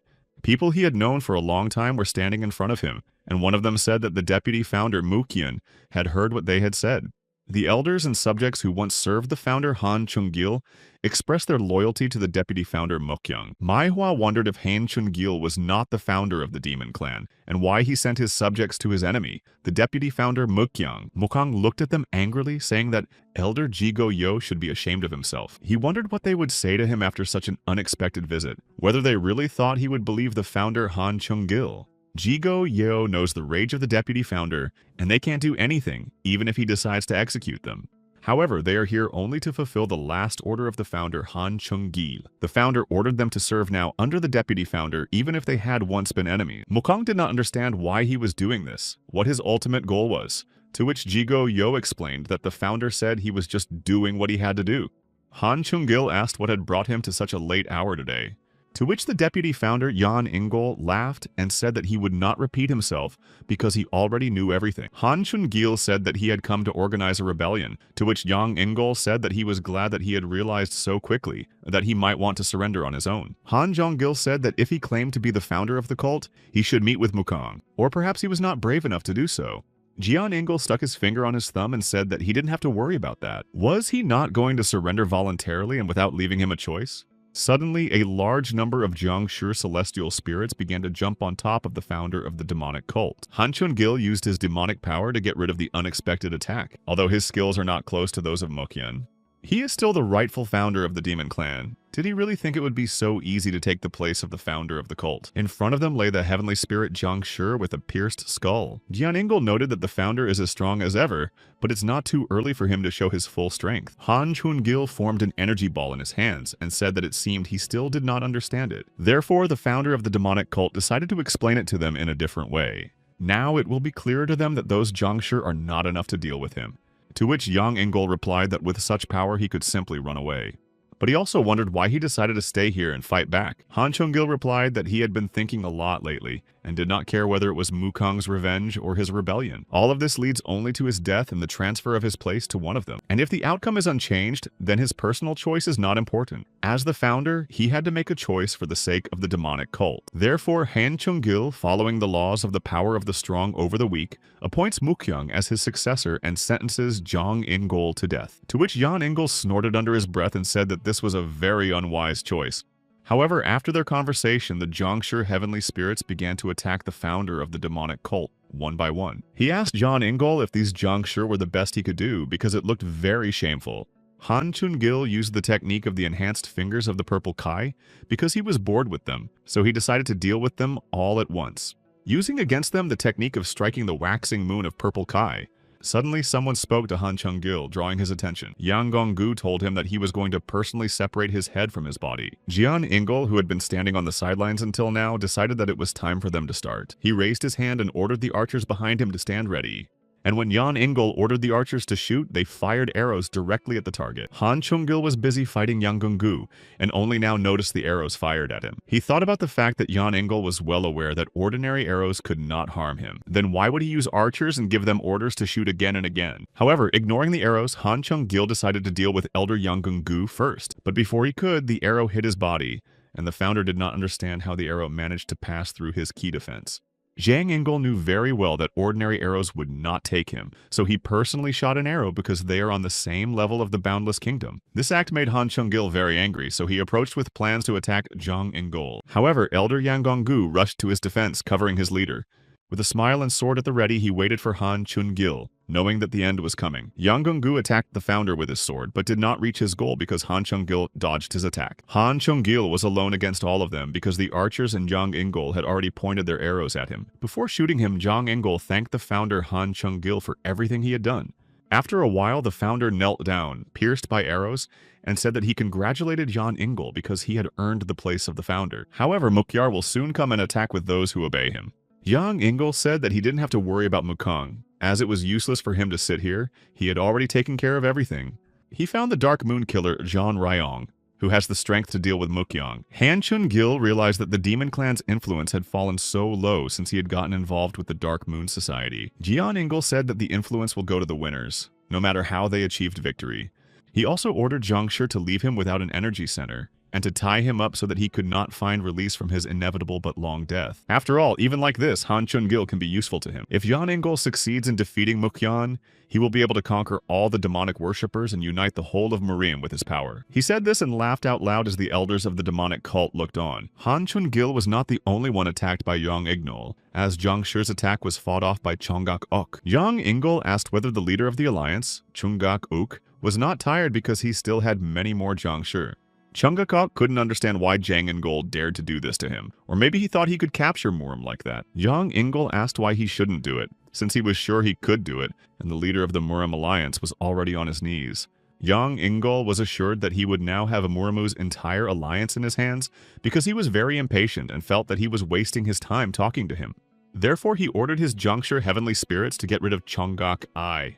Chonggak, OK in turn, was preparing to fight back with fierce hatred against all those who attacked him. Meanwhile, one of the soldiers lost 2 of his swords in one blow.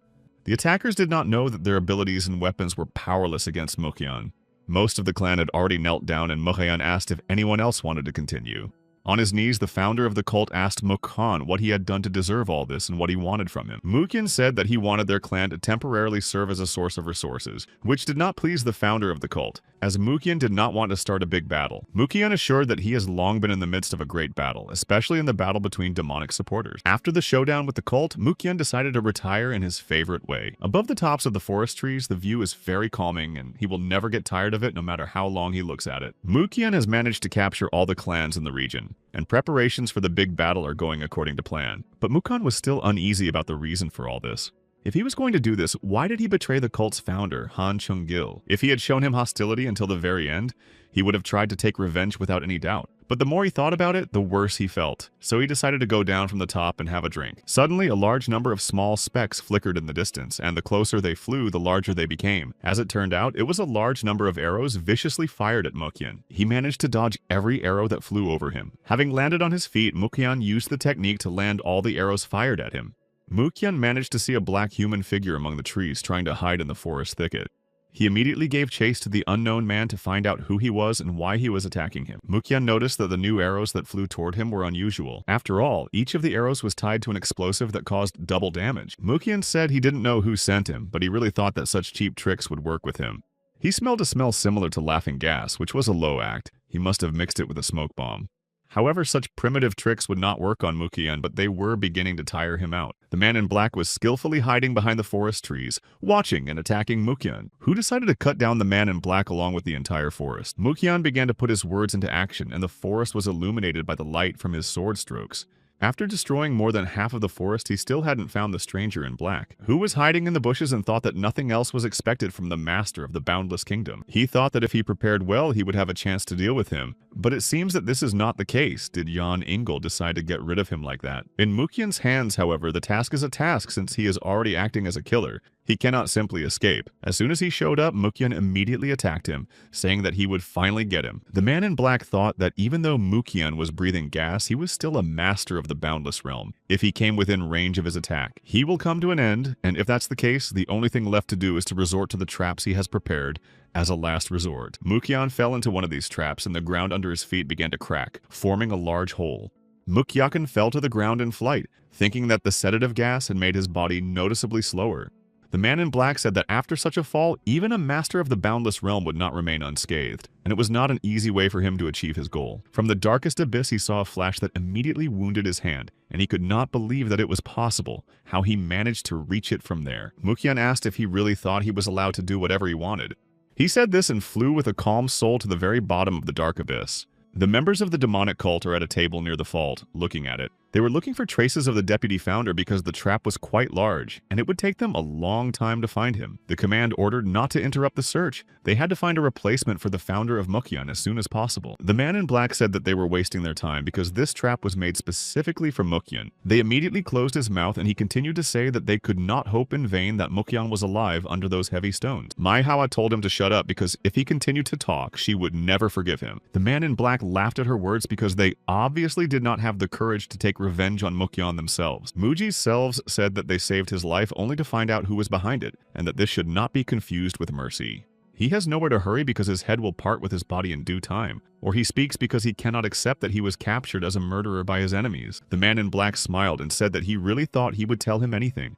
Manhwa did not think twice about attacking the man in black and kneed him in the stomach. Mukhan's men surrounded the captive man in black, and Seol Muji ordered them to make sure he did not do anything rash. Two people watched them from afar, talking to each other about how they hadn't killed the man in black, how they weren't that stupid to do such a stupid thing. They discussed whether there would be any consequences for them, but it was not important to them because they had achieved their primary goal. They said that very soon the whole of Murim would bow down to the head of Yan Ingol. Zhang Ingol said that Jinryong did a good job. It would be even better if Mukyan really died this time, but maybe he wants too much. Jian Ignol was assured that soon all of Murim would bow to the Demon Clan. He came to the Demon Clan's premises where Han Chun-gil was imprisoned, left without an energy center and shackled. Yan Ingol turned his attention to them, looking at them like they were some kind of shit. The poisonous hand of Seokyong Han, the supreme head of the Demon Clan, asked Zhang Ingol if he had changed his mind, or if he was having doubts. Yang Ingol replied to the supreme leader that this could not happen. He was just sorry to see his adopted son in such a state. The key value of the Demon Clan is that the strongest rules, and he cannot consider the one who lost the battle as the leader.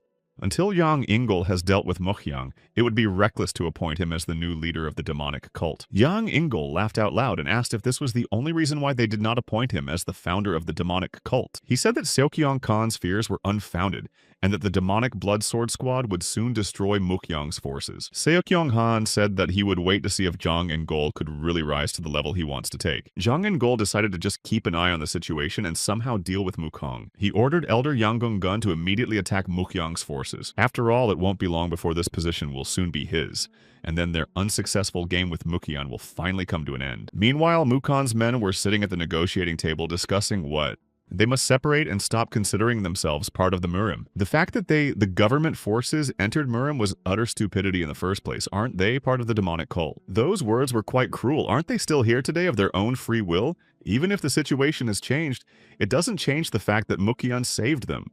The words sounded as if they had decided to side with Mukyan, but they were telling the truth. The Demon Clan's army will not miss the opportunity to strike by taking advantage of Mukong's absence. They must leave their old ties and leave. Manhwa said that they used to be soldiers and defended their country, but now that the situation has changed, they decided to flee immediately.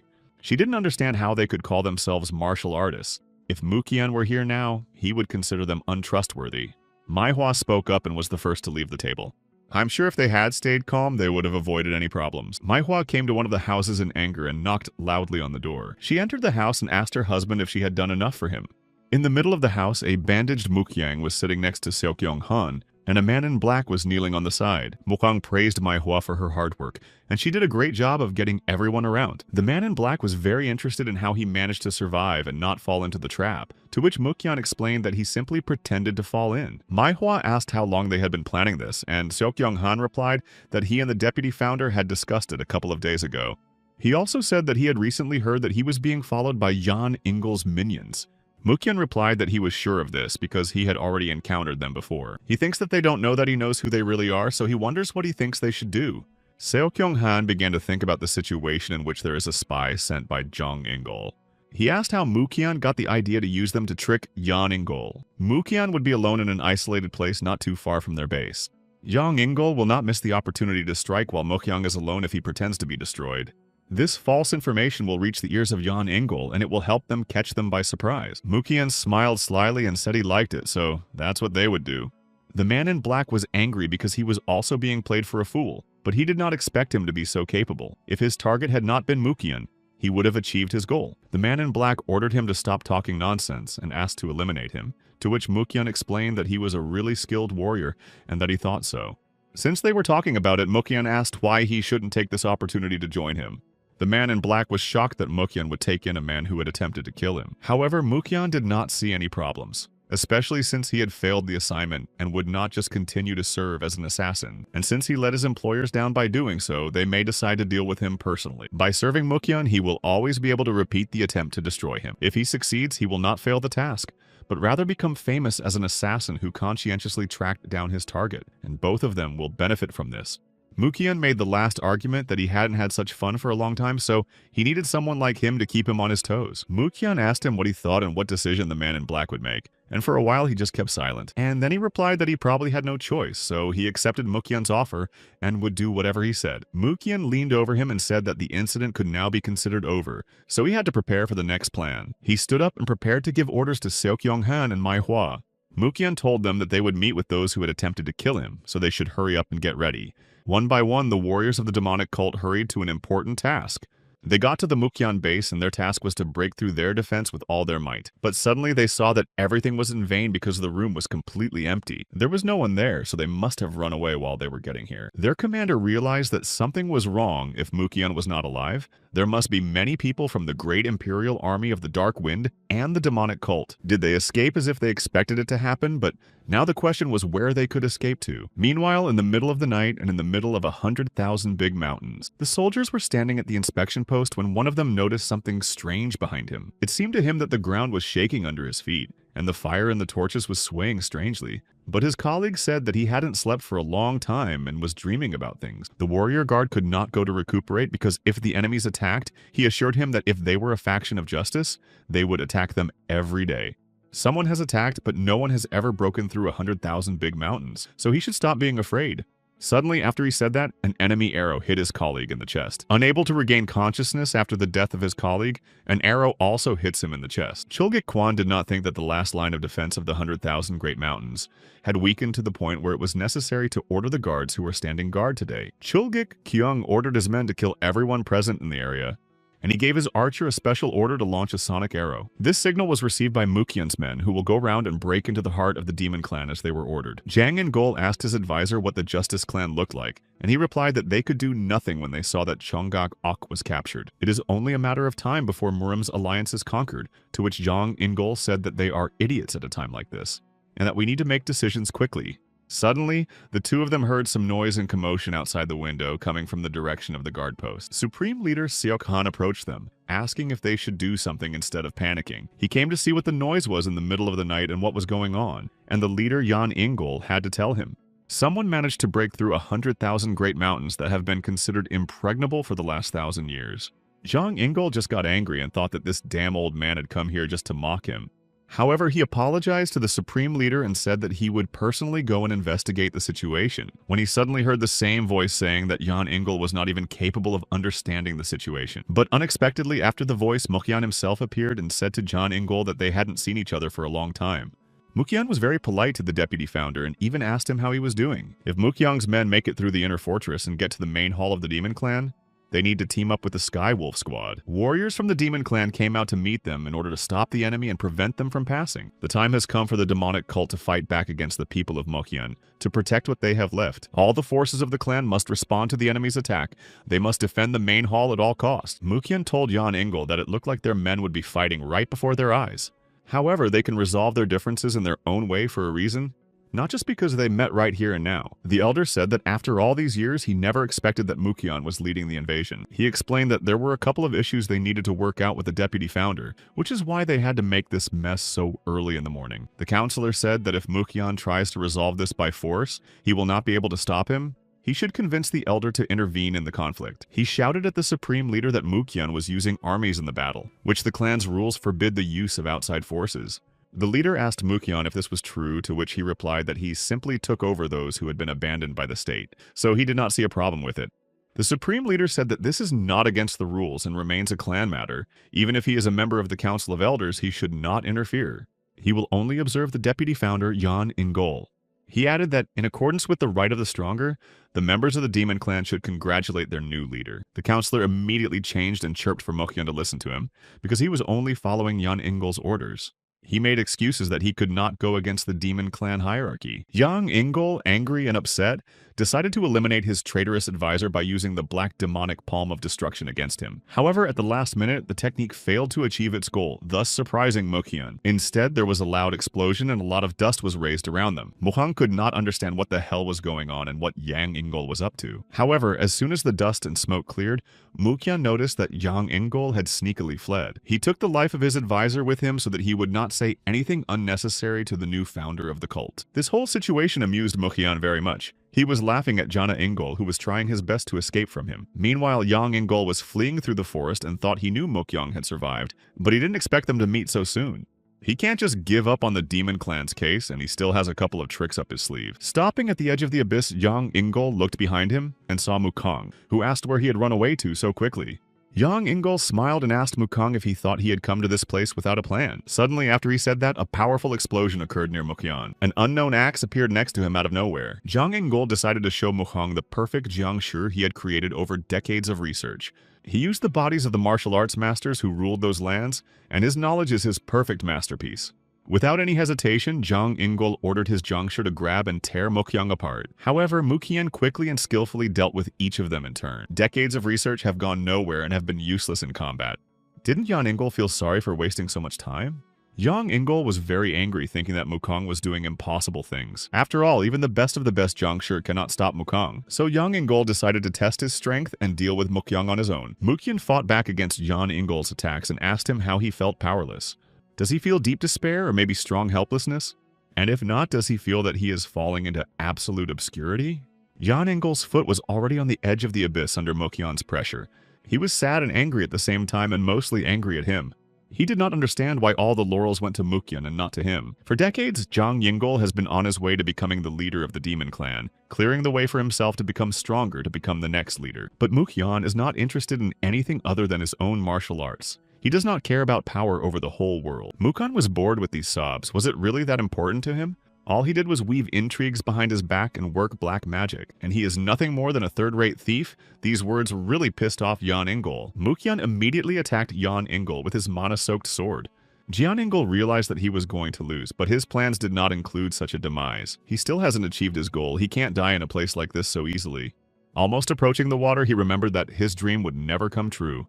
All that is left of Yang Ingol is a spot of blood on the water surface. As the winner, all Mukong had to do was to assure himself that his ultimate goal had been achieved. He recalled the moments from the beginning of the training for the position of deputy founder of the demonic cult until today. And finally, this long journey is over. Chulgik Kyung landed near Mukhyang, saying that he had been looking for him all over, and Mukhyang asked him how the battle went. Chulgik Kwan said that they won the victory easily because they took them by surprise. They also managed to find out the whereabouts of the person Mukhyang was asking about. He had been imprisoned in an underground prison for a long time, and this information was more than enough. Without wasting any time, Mukhyang immediately went to the underground prison. He went into one of the cells where a white-haired man was sitting in shackles. Without hiding his dislike, Mukhyang told him that they had not seen each other for a long time.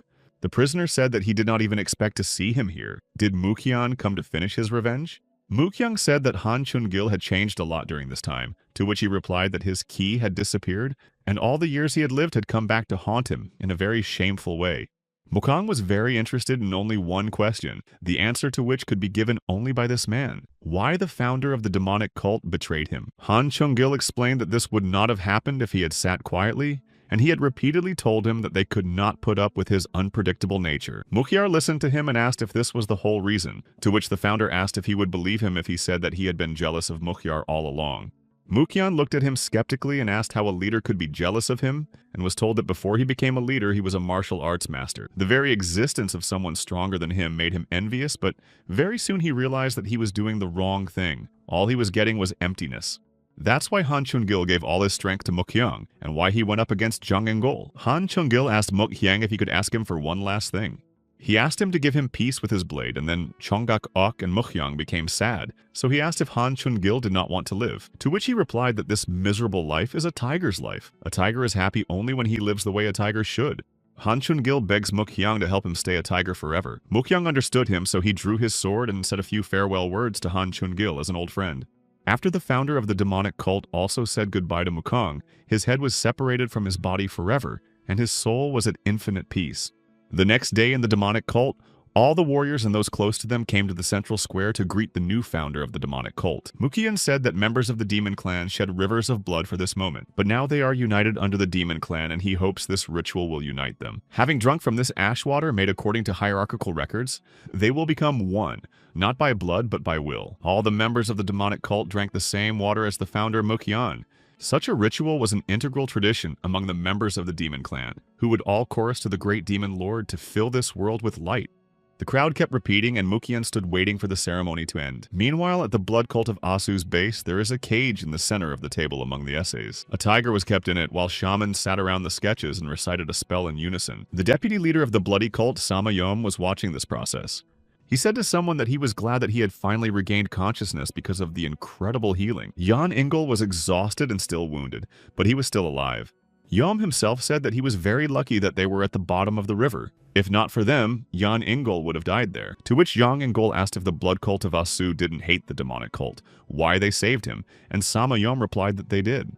He hopes that Yang Ingol will join them because he hates Mukhyang like everyone else. Even if they join forces, they will never be able to destroy Mukhyang, to which Yom said that if they fail, they will simply get rid of him. Yom himself ordered his people to begin the ritual of the punished souls. The shamans obeyed the order, and afterwards the cage with the tiger rose in the air and shone with incredible light.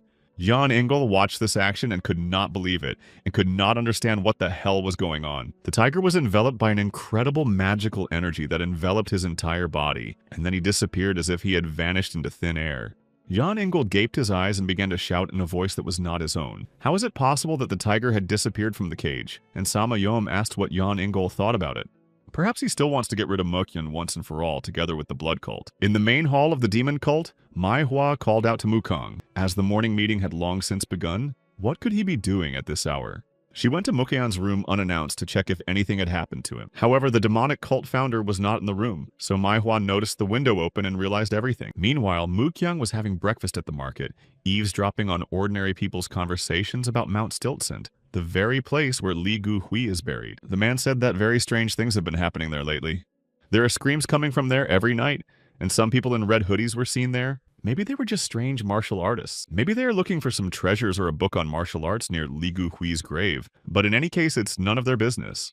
Mukong heard everything he needed to hear and understood what was going on. On Mount Stiltsent, Mukhyang was walking along the road and felt the presence of a weak, demonic energy. It seemed to him that this was a difficult place. Mukhyang didn't think he would catch them so easily, but he had a feeling that something was coming. From the grass, a rabbit with mysteriously bloody eyes watched Mukhyang unnoticed, behind which the supreme shaman was actually watching over Mukhyang in this way. And then Sama told him that Mukhyang was approaching the place they had prepared, but as usual, he was overly confident in his own strength. Yang Ingel said that so far everything is going according to plan, and it plays into their hands. Samayom has prepared everything to get rid of Mukong, so they can start at any time. Jian Ingel was confident in the outcome of this operation, so he was eager to end it right now. Mukhyang stopped immediately because he felt some kind of threat to his life. After that, strange rods wrapped in something fell from the sky right next to him, forming a smooth circle around him. After that, Mukhyang noticed that people in red hoodies began to appear and immediately realized that it was the work of the bloody Asu cult. The number of people wearing red capes was growing, and they took turns standing in a circle near Mukhyang. The High Sorcerer recited the spell of the bloody field of the Great Devouring. Mukhyang silently watched this action and tried to understand what they were doing. But the only thing that came to mind was that it was a curse of the blood cult. Looking over his shoulder, Mukong noticed that the heavenly spirit Zhang Shi was also present at this celebration. Mukhyang noticed the anti-demon rack being used and realized that they were preparing it all especially for him. However, only Mukhyang knew that this was all rather stupid on their part. Mukhyang dealt with all the Jiangxia heavenly spirits with great ease and speed. He said that it was a good attempt to try to strengthen Zhang Shi with an anti-demonic stance, but there is a nuance of Mukong also using demonic energy. Therefore, he can easily dispel this magic with his skills. Mukyan used a special technique in such cases and struck his sword at the enchanted wall. However, it turned out to be more difficult than Mukyan could have imagined. The problem was that his sword bounced. Behind him, new silhouettes appeared and a voice told him that this was just proof that Mukyan was still trying to save himself. Yom himself told him that he wondered how Mukyan's face would change when he was overcome with despair at the inevitable. Mukyan was surprised and angry to see that Sama Yom and Yang Ingol were alive, especially as the two were conspiring against him. Yom himself folded his arms in a special gesture and told Mukyan that this time he was definitely finished. After all, Yom herself is going to use the spell of the wicked punish souls against Mukyan. Mukyan stood in the center of the strange witchcraft essay and reflected on the fact that he had never seen anything like it, which made him immediately uncomfortable. He realized that he had to end it all immediately and get out of this trap as soon as possible. Yang Ingol extended his hand to him and told him not to even hope that he would help Mukang escape. Things were getting worse and worse for Mukyan, and this time he was shackled by demonic energy so that he could not move. Yang Ingol watched Mukang and mocked him incredibly, telling him not to resist his fate.